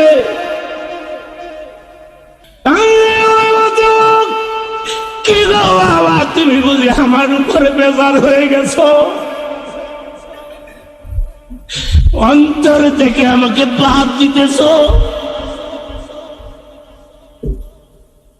না গো বাবা, না, পৃথিবীর সুখ আমি চাই না। চিৎকার মেরে বলেন সুবহানাল্লাহ সুবহানাল্লাহ। এত ভাব, স্বামী স্ত্রীর মধ্যে তো ঝগড়া ছিল না। আমি বলছি আপনারা শুনুন, একদিন জীবনে একদিন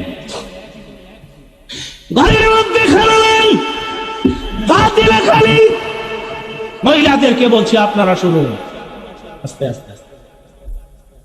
ঘরের মধ্যে খানালেন বাতিলে খালি, ঘরের মধ্যে যদি খাদ্য খোরাক না থাকে, ছেলে মেয়েরা মাকে বিরক্তি করে না, বাবারে করে। মাকে বেশি বিরক্তি করে, বাবার অবস্থা ভালো না।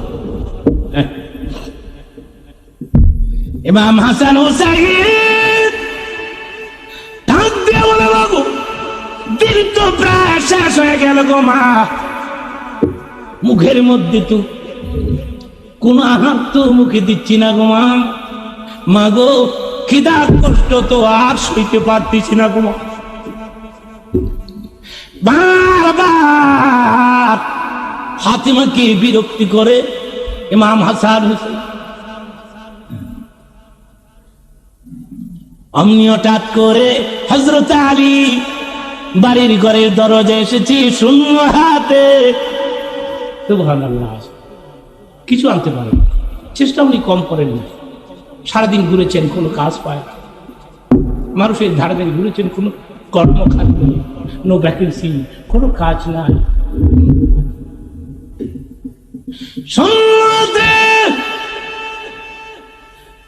ঘরের দরজায় দাঁড়াইলে ফাতেমা বললেন, তোরা শুধু আমারই দেখো, তোর বাবারে দেখোস না। আপনার বলুন তো, এটা কি কোনো গালি হলো? কথা বলেন না কেন? কঠিন কোনো ব্যাপার হয়ে গেল? তোরা শুধু আমারে দেখোস, তোর বাবারে দেখোস না। হযরত আলী সঙ্গে সঙ্গে দুয়ার থেকে বিরত চলে গেল।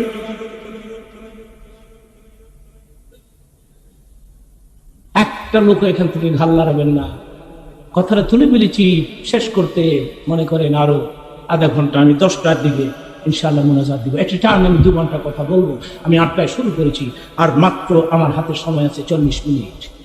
কোনো ডিস্টার্ব করবেন না, একটা লোক ঘাল নাড়াবেন না। আমি আজকে যে আলোচনা রাখতেছি, এগুলি সমস্ত আলোচনা কিতাবে, সমস্ত আলোচনা হুজুরের জীবনী এবং হযরত ফাতেমার জীবনের থেকে আমি আলোচনা রাখছি।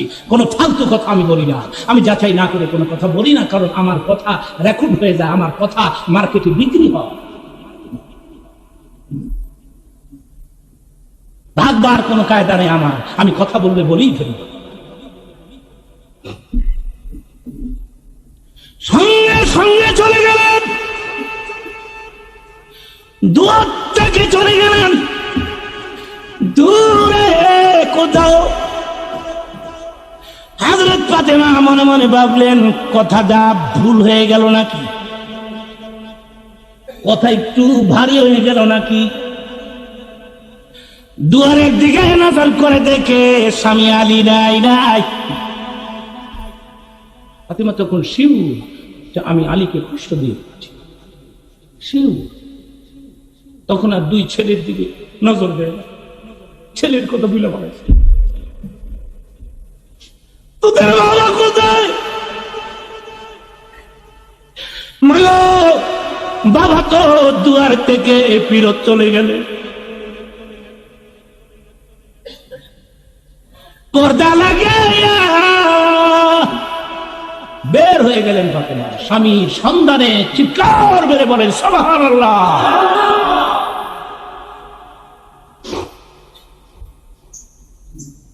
স্বামীর অন্তরে কোনোদিন দুঃখ দিবেন না, আমি মাদের বলছি না। কিছু মহিলারা টেলিফোনে আমাকে বলে, যুক্তিবাদী সাহেব আপনি শুধু একতরফা ওয়াজ করেন কেন? আপনি শুধু স্বামীর খেদমত করতে হবে, এই ওয়াজটুকুন করলেন, স্বামীর কোনো কর্তব্য নাই স্ত্রীর প্রতি? আমাদের উপরে জুলুম করে, অত্যাচার করে, কোথায় কোথায় ধরে ধরে আমাদের মারে, পিটায়, আমাদের চেহারার মধ্যে অ্যাসিড নিক্ষেপ করে, স্বামী কেরোসিন দিয়ে আগুন জ্বালায় দেয়। কেন? কালার টিভি, টেলিভিশন 10,000 টাকা আর 20,000 টাকা। চিল্লাই বলে নাউজুবিল্লাহ। যৌতুক ইসলামে হারাম করেছে, হারাম। তোরে কোন কি যুবক ভাইরা, মাধবী এলাকার যুবক ভাইরা, আমি সবসময় তোমাদেরকে বলে আসতেছি, শ্বশুর যদি খুশি মনে তোমাকে একটা 625 দিয়ে দেয়, শিখু 5 দিলাম এই জন্য ঘড়ির সময় দেখে তুমি 5 ওয়াক্ত জামাতে নামাজ পড়বা, 100 বার লওয়া যায়। শিখু 5 দিতেই হবে, নাইলে গদি ছাড়তে হবে। হারাম। জোরে কোন কি? চিল্লায় বলতে পারেন নাকি? শ্বশুর বাড়ির সম্পত্তির জন্য খাপ পেতে বসে আছেন নাকি?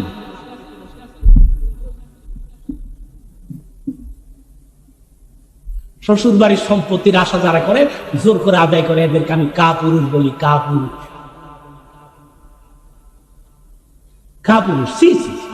শ্বশুর বাড়ির টাকার জন্য স্ত্রীর উপরে জুলুম করে, স্ত্রীকে পিডায়, বোকার ঘরের বোকা। স্ত্রীদেরকে মারবেন না। মহিলারা খুশি হয়েছে আছে, আল্লাহ হুজুরে বাঁচায় রাখে না, মৌলানা যুক্তিবাদী। দাওয়াত আমি নিতে চাই না, কিন্তু এই মনের উপরে লোকেরা আমার চাহেনি।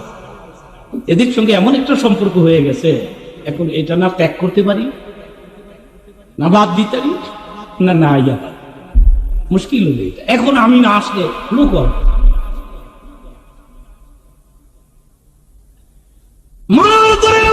খুশি। আল্লাহ রে হুজুর রে বাঁচায়া করে। আল্লাহ কেন মারেন মহিলাদেরকে? মহিলা মানুষ, এর কি বুঝে? কন্ত ঘোড়ার ডিম বুঝে, এদের কেন মারেন? এর মায়ের জাত না, মায়ের জাত না। পুরুষ ছাড়া দুনিয়ার মধ্যে মানুষ এসেছে, কিন্তু মহিলা ছাড়া কোনো মানুষ আসে নাই। মহিলাদের কত প্রয়োজন। এখন চিন্তা করতেছে এইটা আবার কি, পুরুষ ছাড়া আবার মানুষ হইবে না। হযরতে ঈসা আলাইহিস সালামের কোন বাপ নাই, আছে নাকি? থাকলে নাম বলুন। খ্রিস্টানেরা বলে ঈসার বাবা আল্লাহ। খ্রিস্টানের বাচ্চা, লাল চামড়া, সাদা চামড়া, খ্রিস্টান। ইংল্যান্ডে এই ইহুদিরা, এই খ্রিস্টানেরা নিজেদের গির্জা বিক্রি করে ফেলতেছে। মারহাবা কর। আর এই গির্জাগুলি মুসলমানেরা খরিদ করে মসজিদ বানাচ্ছে। আমেরিকাতে, ইংল্যান্ডে হাজার হাজার গির্জা মসজিদ হয়ে গেছে। নিজেদের দেশে ইসলাম প্রচার করে না, 7 সমুদ্র 13 নদী পাড়ি দিয়ে আমাদের দেশে ব্রাক এনজিও, ব্রাক, আশা, নিরাশা, দুর্দশা, লক্ষ লক্ষ মুসলমান খ্রিস্টান বানাচ্ছে। খ্রিস্টানরা নিজের দেশে গির্জা বিক্রি করে। আমি অবাস্তব বললে ইংল্যান্ড থেকে দেখে আসুন, আমেরিকা থেকে দেখে আসুন, গির্জা বিক্রি করে ফেলেছে। বেশ 5টা-6টা গির্জার মধ্যে আমি ওয়াজও করেছি। গির্জা এখন মসজিদ হয়ে গেছে। মুসলমানেরা মসজিদ বানাইছে, গির্জা। আমি বলেছি কি বিশাল বিরাট সুন্দর বিল্ডিং, এটি কি কৌদুরিতে গির্জা ছিল, আমরা কি না বানাইছি, মসজিদ বানাইছি। ইসলাম তার জায়গার মধ্যে বসে নাই, ইসলাম তার গতিবেগে এগুচ্ছে তার মনজিলে মাকসাদের দিকে। চিৎকার মেরে বলেন মারহাবা। বক্তৃতা অনেক সময় বলে থাকি, ইসলাম কেরোসিন তেলের বাতি নয়, ফু দিলে নিভে যাবে। গ্রামে চাকরের কাজ করে, নাম কালু। শহরে গেলে সাহেব কয়, কালুরে বাতিটা একটু নিবাত। কালু বাল্বের মধ্যে ফু না। সাহেব কই, কিরে বেটা, ফুয়ের আওয়াজ এই করতে রে বেটা। চাও গ্রাম দেশে 1 ফু দিয়ে 1 সমানে 10-12টা নিবাইলাই, এই যদি ফু দিলে আরো বাড়ে। সাহেব কই, কাল্লারে গ্রামের কেরোসিন তেলের মিট মার্কা জ্বলন্ত বাতি পাইছো বেটা, ফু দিয়ে নিবাবি। বিদ্যুৎ কিয়ামত পর্যন্ত ফুয়াইলেও নিবে না। সুইচ স্টপ কর, সুইচ। ইসলাম কেরোসিন তেলের বাতি নয়, ফু দিলে নিবাই দিবেন। ইসলাম এমন একটা চালাক, যার সুইচ আল্লাহ নিজের হাতের মধ্যে রেখে দিয়েছে।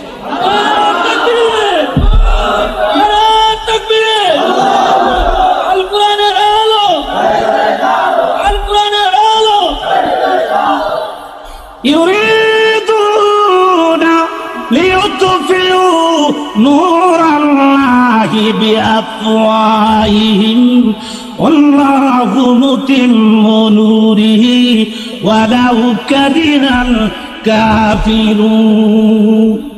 অন্যত্র আল্লাহ রাব্বুল আলামিন বলেছেন ওয়াল্লাযী أرسل رسوله بالهدى ودين الحق ليظهره على الدين كله ولو كره الكافرون। ইসলাম তার জায়গার মধ্যে বসে নাই, ইসলাম তার মঞ্জিলে মাকসাদ, তার মূল টার্গেটের দিকে এগুচ্ছে, তার গতিবেগে চিৎকার মেরে বলেন মারহাবা।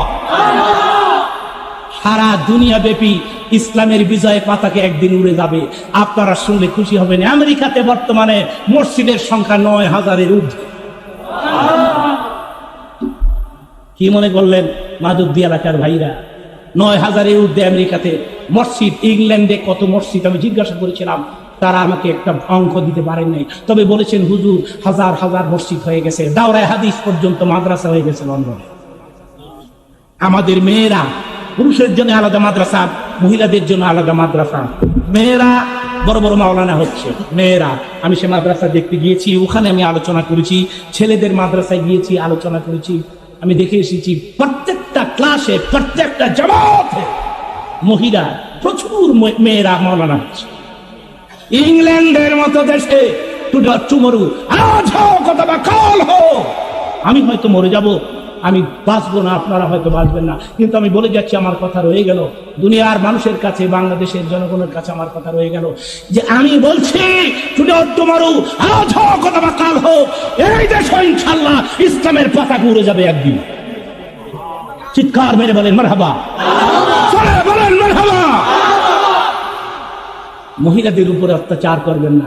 এক শ্রেণীর মহিলারা আজকে ইসলামের বিরুদ্ধে বক্তব্য দেয়, ইসলামের বিরুদ্ধে তাসলিমা বিসরি, তাসলিমা কুসরি ইসলামের বিরুদ্ধে কথা বলে।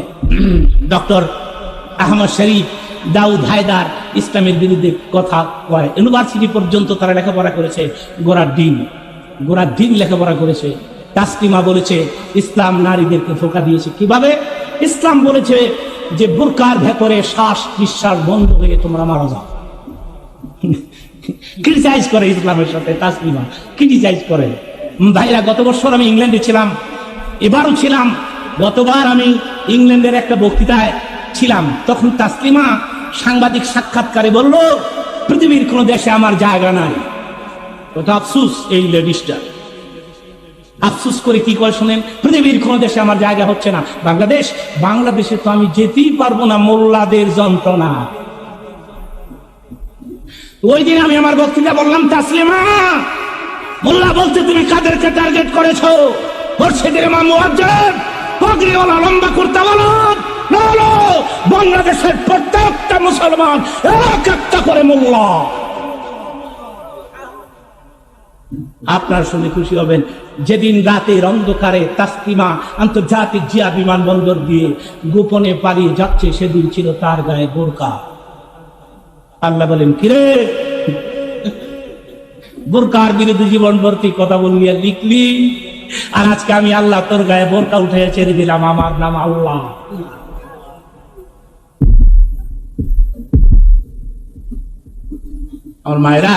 আমার মায়েরা, আমি আপনাদের খেদমতে আরজ করবো, স্ত্রীদের উপরে জুলুম করবেন না। এরা মায়ের লাভ, মারবেন না। কেমন মারবেন না? এদেরকে স্নেহ করবেন, আদর করবেন, কমলা খাওয়াইবেন, আপেল খাওয়াইবেন। চাইলে দেখলেন এরা কি খেদমত করবে, বুদ্ধি নাই আপনাদের। একটা আপেল দিলে সারা রাত খেদমত করবে, দুইটা দিলে তো ওই নেই। বুদ্ধি শুদ্ধি নেই আপনারা, মিয়া আদর স্নেহ করেন না বিবিদেরকে। নতুন খুব আদর করে, 3-4টার মা হয়ে গেলে নিচে হোক, খবরদার এগুলি করবেন না। ইসলাম কি বলেছে? ইসলাম বলেছে জীবন ভর তুমি তোমার স্ত্রীকে তোমার পাশে ঘুমাতে দিবে, জীবন ভর। বর যদি এক সমস্যার হয়, মাকে বাবাকে একটা রুম দিয়ে দিবেন। এরা তাও বুড়া বয়সে এরা ইচ্ছে করলে প্রেমের কথা বলতে পারে। কেন সেপারেট করেন এদেরকে? এক রুমে দিয়ে দেন। ইসলাম তো কি বলেছে? সুবহানাল্লাহ, সুবহানাল্লাহ। এদের মারবেন না, এদেরকে ভালোবাসবেন বেশি বেশি করে। মাঝে মধ্যে এদেরকে সালাম দিবেন, আজকে রাত্রি গিয়ে দিবেন। যে কইবেন যুক্তিবাদী কইছে তোরা সালাম আলকি দিতাম, দরকার হলে ঘুমের তু উঠাই বলে দিল। বলতে পারেন কেন হুজুর? কেন মানি? রাসূলের একটা হাদিসের উপর আমল হয়ে যাবে। জোরে কোন সুবহানাল্লাহ। হযরত আয়েশা বলেন, হাদিস শরীফ, হযরত আয়েশা বলেন, আমি রাসূলকে সালাম দেওয়ার জন্য প্রস্তুতি নিতাম, এর আগে রাসূল আমাকে সালাম দিয়ে দিত। মুহাম্মদুর রাসূলুল্লাহ সাল্লাল্লাহু আলাইহি সাল্লাম যদি সালাম দিতে পারেন, আমরা পারবো না ভাইরা? কেন পারবো না? আরেকটা কাজ করবেন, স্বামী স্ত্রী মাঝে মধ্যে একসাথে এক প্লেটে বসে খানা খাবেন, একসাথে খাবেন, আজকে রাত্রে গিয়া খাবেন। যা বলবেন যুক্তিবাদী কইছে তোরে লয়ে খাইতাম, মহব্বত বলে পারবো। স্ত্রী কোনো জীবনে খায় না, ডং মারাইতে আছে।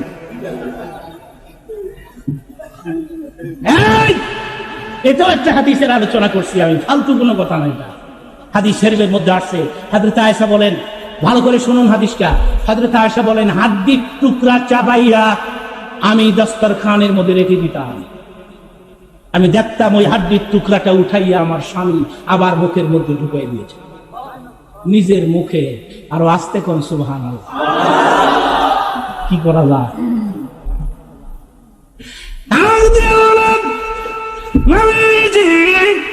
হাড্ডির টুকরা তো আমি আমার মুখের মধ্যে দিয়ে চাবাইছি গো নবী। কি কারণে পুনরায় একই হার আপনি আপনার মুখের মধ্যে তুলে দিচ্ছেন? দিনের নবীকে বলা সারে দুনিয়ার মানুষ দেখুক আমি তোমাদেরকে কত ভালোবাসি। দুনিয়ার মানুষ তো আমাকে ফলো করবে, মানুষ তো আমাকে ফলো করবে। মানুষ বুঝুক আমি তোমাদেরকে কত ভালোবাসি। সুবহানাল্লাহ। পাকঘরের মধ্যে রুটি বাজতেছেন মা আয়েশা। দিনের নবী পাকঘরে প্রবেশ করে বর্তন হাতে করে আয়েশার কিনারে গিয়ে বলে, আয়েশা রে, বর্তনের মধ্যে রুটি দাও। হযরত আয়েশা মুচকি হাসেন, ডেকে ডেকে বলেন, স্বামী আমার, রুটি তো আমি দিব, বর্তন তো আমি নিব। বর্তন লওয়া, রুটি ভাজি করা, বর্তনের মধ্যে রুটি দেওয়া খাওয়াবি, এটা আমার কাজ, এটা আপনার কাজ না। আপনি বর্তন নিয়ে কষ্ট করলেন কেন? আয়েশা চেহারার দিকে নজর করে রেখে বলে, আয়েশা রে, তোমার কাজে আমি একটু সাহায্য যোগাইলাম, তোমাকে একটু হেল্প করলাম, তোমাকে একটু সাহায্য করলাম। রিক্সা চালাই আইসে, রিক্সা চালাই আইসে, দেখে বাত হয় নাই। স্ত্রী কমে গেলে ডাকাইতে করছে। দেখেন মানুষের অবস্থা কি, নবীর অবস্থা আর আমাদের অবস্থা। স্ত্রী একবার যায় ছেলের কাছে, একবার মেয়ের কাছে। এক ছেলে পেশাব করে দিয়েছে, মেয়ে পায়খানা, ভাত হয় নাই, তরকারি হয়ে গেছে। বিনয়ের সাথে স্ত্রী ডেকে ডেকে বলে, স্বামী রে, ভাত তো হয়ে গেছে, কোনটা করবো দেখো না, তোমার ছেলে মেয়ে পেশাব পায়খানা করে দিয়েছে, তুমি একটু হাত মুখ ধুয়ে আসো, ভাত হয়ে গেছে, আমি ভাত দিচ্ছি। অত্যন্ত বিনয়ের সাথে কথা বলছিল। কিন্তু ডাকাইতের বাচ্চা, এই ডাকাইত কয়, তুই আমার ওয়াজ শোনাসনি? আমি রিক্সা চালাই বাদ পাইতাম না, তুই ডেলি একটা ফ্যাংসা করবি। আহা, এটুকুন তার সহ্য হলো না, স্ত্রীর উপরে জুলুম করলি। বাচ্চাদের সামনে, মেয়েদের সামনে, ছেলেদের সামনে স্ত্রীর গায়ে পিটায়। যে সমস্ত বাপ, আমি বলে যাচ্ছি আপনাদেরকে, তুমি বাচ্চা আজকে তোমাকে কিছু বলতে পারে না, কিন্তু এই সন্তান একদিন তোমার কালসা হয়ে দাঁড়াবে।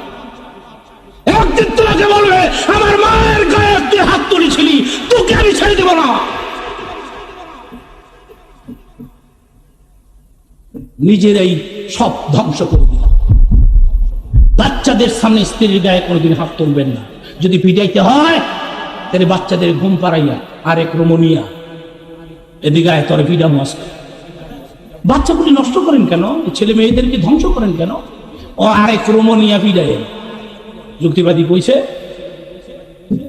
বাচ্চাদের সামনে তোর আর মারতাম না আমি, তোর অন্য জায়গাত নিয়ে মারবো। আর মারতে হলে তুলা দিয়া লাড়ি বানাই নেবেন, তুলার লাড়ি, আধা হাত লম্বা, গোড়ার দইরা পিটাইবে।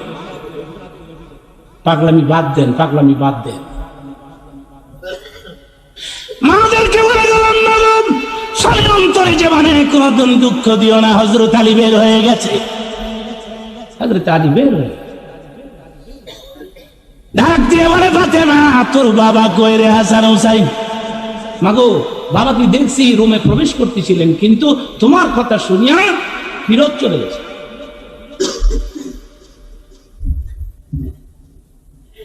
বের হয়ে গেলেন বোরকা লাগায়া স্বামীর খোঁজে, স্বামীরে পায় না, না পাইয়া চলে গেছে বাবার দরবারে। সাহস করে বাবার কাছে বলতে পারে না, দেখে বলে, বাবা গো, না বলেও তো পারি না গো। কি হয়েছে রে ফাতেমা, কি হয়েছে তো? বাবা গো, সারাদিন হাসান হুসেন কিছু খায় না,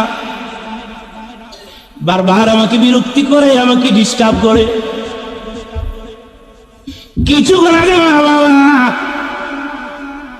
তোমাদের জামাতা সারাদিন করে কোনো কাজ পায় না, সন্ন্যাতে বিরত এসেছে। আমি তো কোনোদিন এই ধরনের কথা বলি নাই গো বাবা, আজকে একটা কথা আমার মুখ থেকে বের হয়ে গেছে। কি বলেছিস তুই? রসুল তখন রাগ হয়ে গেছে। কি বলেছিস আলীকে? কিচ্ছু শুনেছি, আমাকে কেন বিরক্তি করিস? তোর বাবাকে দেখিস না? তারপরে কি হয়েছে বল? তারপরে বের হয়ে গেছে আলী, খোঁজ করেছে গো, আলী রে পাওয়া যাচ্ছে।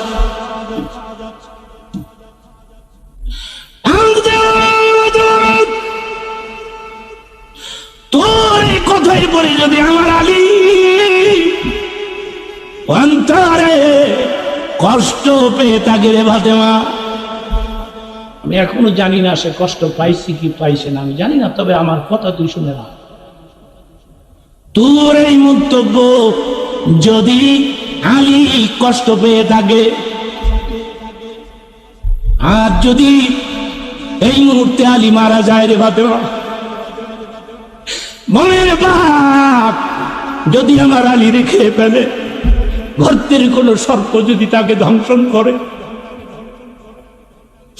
তুই যদি মাপলা নিতে পারিস, কিয়ামতের ময়দানে তোকে মেয়ে বলে আমি স্বীকার করবো না, আমি বলবো ফাতেমা আমার মেয়ে না।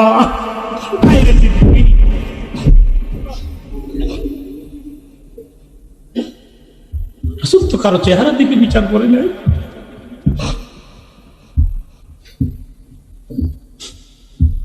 এখন অবস্থা কি হবে বলে? কাঁদতে কাঁদতে বাবার দুটি পায়ের মধ্যে পড়ে গেছে।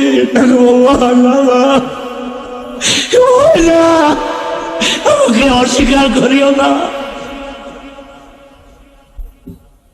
বলতে বলতে হযরত আলী এসে হাজির হয়ে গেছে। সুবহানাল্লাহ, সুবহানাল্লাহ। আলী রে, ফাতেমা তোকে কষ্ট দিয়েছে? না হুজুর, ফাতেমা তোমার কষ্ট দেয় নাই। এসে বলছে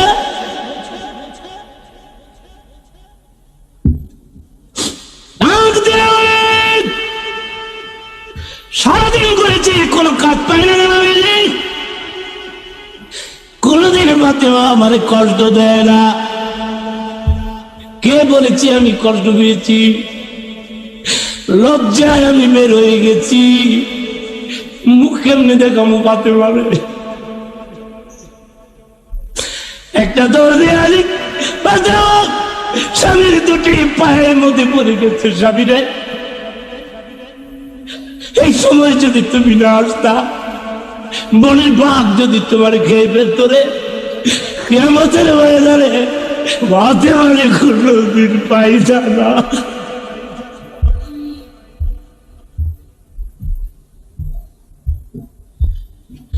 সেই ফাতেমা আজ মায়ের মাথার দ্বারে বসে ডেকে ডেকে বলছে, মা গো, তুমি মরে গেলে আমি ফাতেমা বাবার পাহারাদার হয়ে যাব।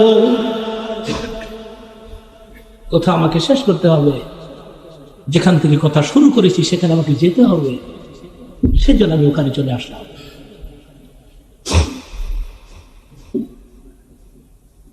ডাক দিয়ে বলেন, কাদিজা রে,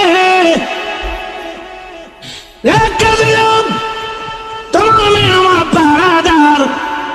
হযরত খাদিজা নবীর চেহারার দিকে তাকিয়ে বলে, এবার আর আমার অন্তরে কোনো ভয় নাই, ভয় নাই, আমার মেয়ে আপনার পাহারাদার। তবে নবী, 25 বছরের মধ্যে আমি কোনো ডিমান্ড আপনার কাছে করি নাই, কোন জিনিস আপনার কাছে চাই নাই।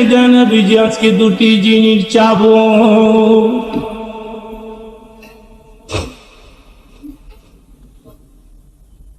একটা লোক লড়বেন না, খোদার রহমত বর্ষণ হচ্ছে, বলুন সুবহানাল্লাহ। কেউ লড়বেন না, কিছুক্ষণের মধ্যে আমি মোনাজাত দিব। আমার সাথে হাত তুলতে রাজি আছেন না? একটা লোক লড়বেন না, আমার দিকে তাকায় থাকেন, দিলকে নরম করে দেয়।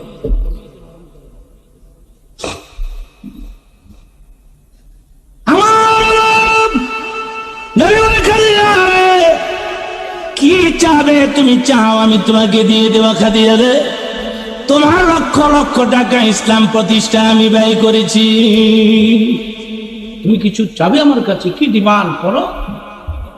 খাদিজা ডাক দিয়ে বলে, নবীজি গো, আমি মরে গেলে আপনার গায়ের একটা জামা আমার গায়ে লাগায় কবরে নামাবেন।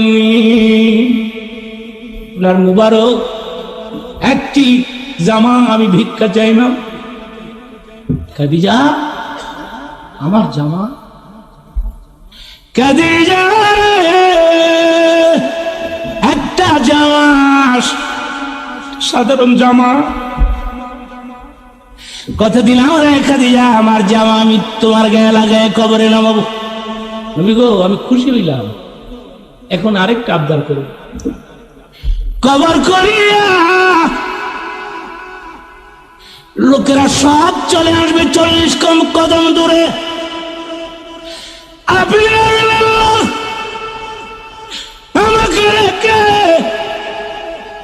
আপনি আসবেন না গো নবী, আপনি আমার কবরের মাথার দ্বারে দাঁড়িয়ে থাকবেন ততক্ষণ যতক্ষণ মুনকির নকিরের প্রশ্নের জবাব আমি না দিব।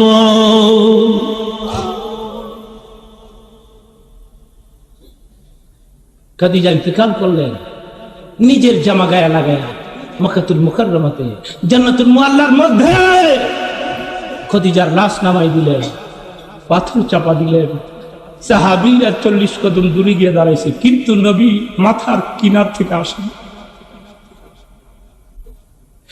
সাহাবীরা বারবার নবীর দিকে নজর করে, না নবীকে ডাকা যায় না, কিছু বলা যায়?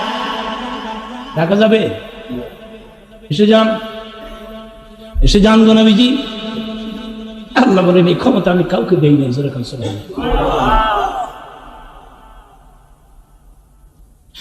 দিনের চুপ করে দাঁড়িয়েছেন, চোখের পানি ছেড়ে দিয়েছে। আমি আল্লাহ জিবরিলকে পাঠিয়ে দিয়েছেন, জিবরাইল আমার বন্ধুর কাছে যা, খাদিজার কবরের মাথার পাশে দাঁড়ায় আমার বন্ধু কাঁদে, কাঁদতে নিষেধ, বাড়িতে যেতে বল। তার মেয়েরা মা মা বলে কাঁদতেছে, ফাতেমা মা মা কাঁদতেছে, মেয়েগুলো মা মা বলে চিৎকার করে কাঁদতেছে। কেলি বন্ধু খাদিজার কবরের পাশে থাকবে, ভয় নাই, ভয় নাই, মুনকির নকিরের প্রশ্নের জবাব আমি আল্লাহ নিজে দিয়ে দিব, আমি দিয়ে দিব।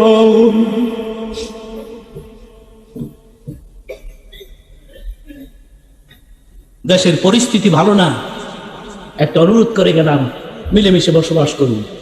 পরিস্থিতি খুবই খারাপ, এখানে সর্বদলীয় লোকেরা আসছেন, আওয়ামী লীগের ভাইরা আসছেন, বিএনপির ভাইরা আসছেন, জাতীয় পার্টি আসছেন, জামাত ইসলামী আসছেন, ইসলামের জোট আসছেন।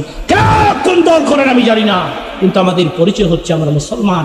জোরে কোন ঠিক না বেটি? আল মুসলিম আখুল মুসলিম, ইন্নামাল মুমিনুনা আল্লাযীনা ইখওয়া। আমাদের সম্পর্ক হলো আমরা একে অপরের ভাই। ভাই কোনোদিন ভাইয়ের ক্ষতি করতে পারে না, ভাই কোনোদিন ভাইকে হত্যা করতে পারে না, ভাই কোনোদিন ভাইকে জবাই করতে পারে না। মুরগির বাচ্চা জবাই করতে মায়া হয়, মানুষ জবাই করতে মায়া হয় না। যুবকদেরকে আমি অনুরোধ করবো, তোমরা ভালো হলে গোটা দেশ ভালো হয়ে যাবে।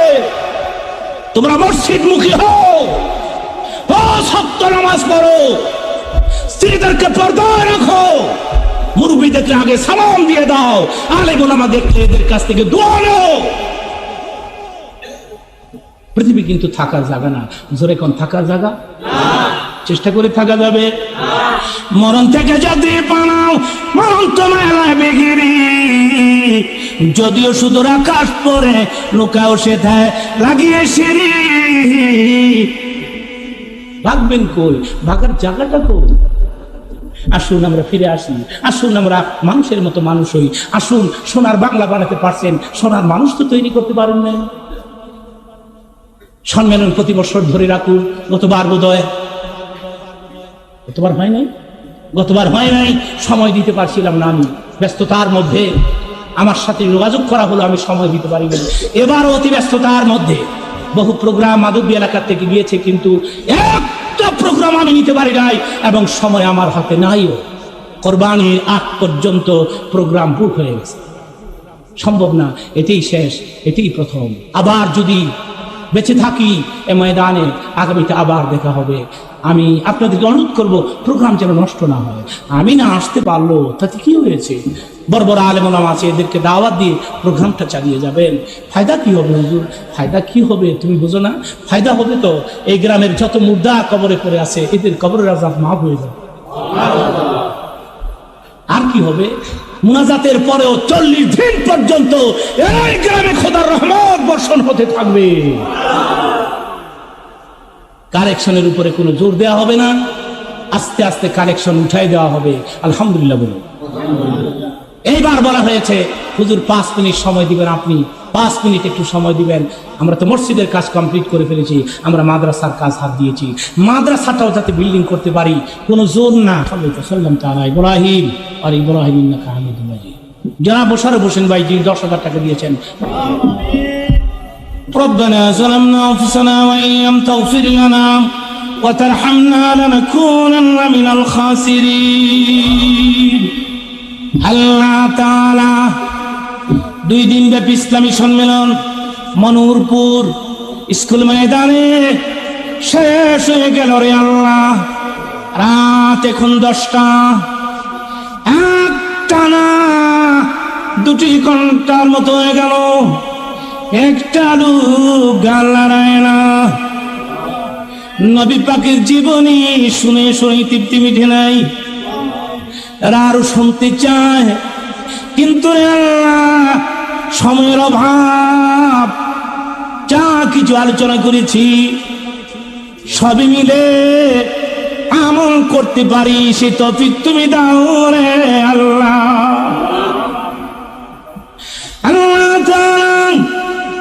এই সম্মেলনের পেছনে যারা পরিশ্রম করেছে, টাকা দিয়েছে, সাহায্য করেছে, আজকেও সাহায্য করেছে, কার মনে কে রে আল্লাহ আমি জানি না।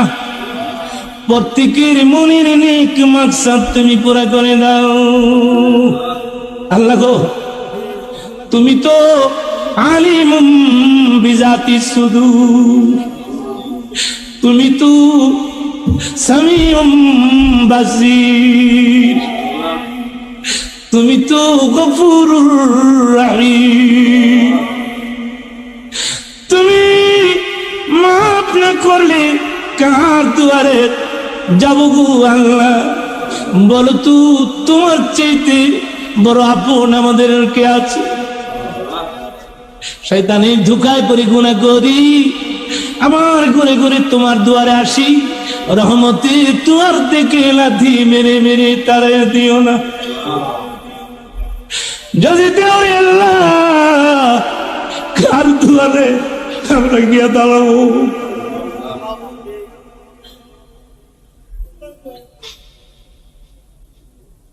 খুদারে, তুমি যদি আমাদের উপরে না খুশ হয়ে থাকো, কিয়ামতের ময়দানে দুজকের আগুনে যদি জ্বালাও, আল্লাহ কোন মুশরিকের সঙ্গে দুজকে দিও না, কোন কাফিরের সঙ্গে মোদের দুজক দিও না। আল্লাহ তাআলা, এই গ্রাম এলাকা আমি তোমার কাছে রেখে গেলাম, সবসময় তুমি দেখে রাখবে, মিলেমিশে বসবাস করতে পারি সে বুঝ দিবে। আল্লাহ রে, এই মাদ্রাসা মসজিদ কিয়ামত পর্যন্ত কবুল করবে।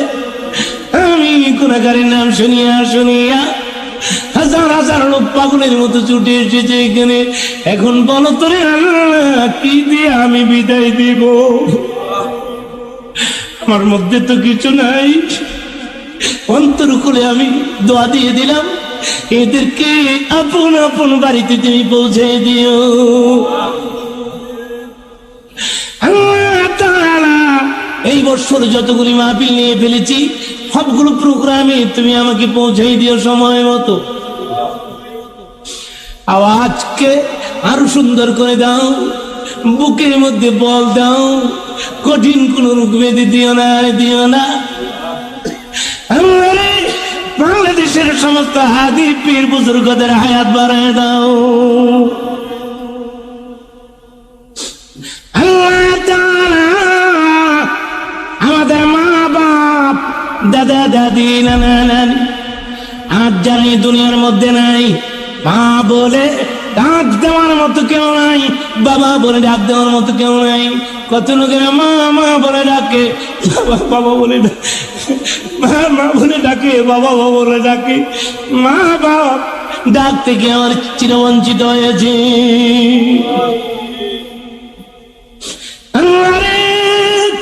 নিজের সন্তান যখন মা বাবার নামে চোখের পানি ছেড়ে দেয়, তুমি বলেছ সঙ্গে সঙ্গে বাপ মার কবরে আযাব মাফ হয়ে যায়। মায়ের বাবারে তুমি মাফ করে দিও, যাদের বাপ মা বেঁচে আছে এদের হায়াত বাড়ায় দিও। আল্লাহ তাআলা, নির্বাচন সামনে আসতেছে, ভালো ভালো সৎ সরল সহজ ব্যক্তিদেরকে নির্বাচিত করে দিও। গোটা দেশে তুমি সুখ দাও, শান্তি দাও, রক্তপাত বন্ধ করে দাও, খুন খারাপি বন্ধ করে দাও, আমাদের কিন্তু মহাব্বত কায়েম করে দাও। আর আমার মা বোনেরা যারা হাত তুলেছে, এদেরকে তুমি হযরত ফাতেমার মতো, খাদিজাতুল কুবরার মতো রে আল্লাহ, হযরত আসিয়া, হযরত রহিমা, হযরত মরিয়ম, রাবিয়া বসরির মতো বানাই দিও রে আল্লাহ। আর একটা কথা বলে বিদায় হয়ে যাই, আমি গুনাহগারের সঙ্গে যারা হাত তুলেছে সবাইকে তুমি সোনার মক্কা সোনার মদিনা জিয়ারত নসিব করে দাও। মদিনায় যদি তুমি না নেও, একদিন ঘুমের ঘরে স্বপ্নে তোমার নবীকে দেখতে চাই, স্বপ্নে রে আল্লাহ। স্বপ্নেও যদি না পাই, কিয়ামতের ময়দানে মুসিবতের দিনে যেদিন মানুষ পানি দাও রে, পানি বলে চিৎকার মেরে মেরে কাঁদবে, সেদিন তুমি তোমার হাবিবের সঙ্গে আমাদের হাসর কবুল করো, কবুল করো। ছেলে পেলেদের নেককার বানাও, স্ত্রীকে নেককার বানাও, ছেলে পেলেদের নেককার বানাও, যুবকদেরকে নামাজি বানায় দাও, দুশ্মনী বন্ধ করে দাও, মনের পেরেশানি দূর করে দাও, কঠিন কোন রোগ ব্যাধি দিও না।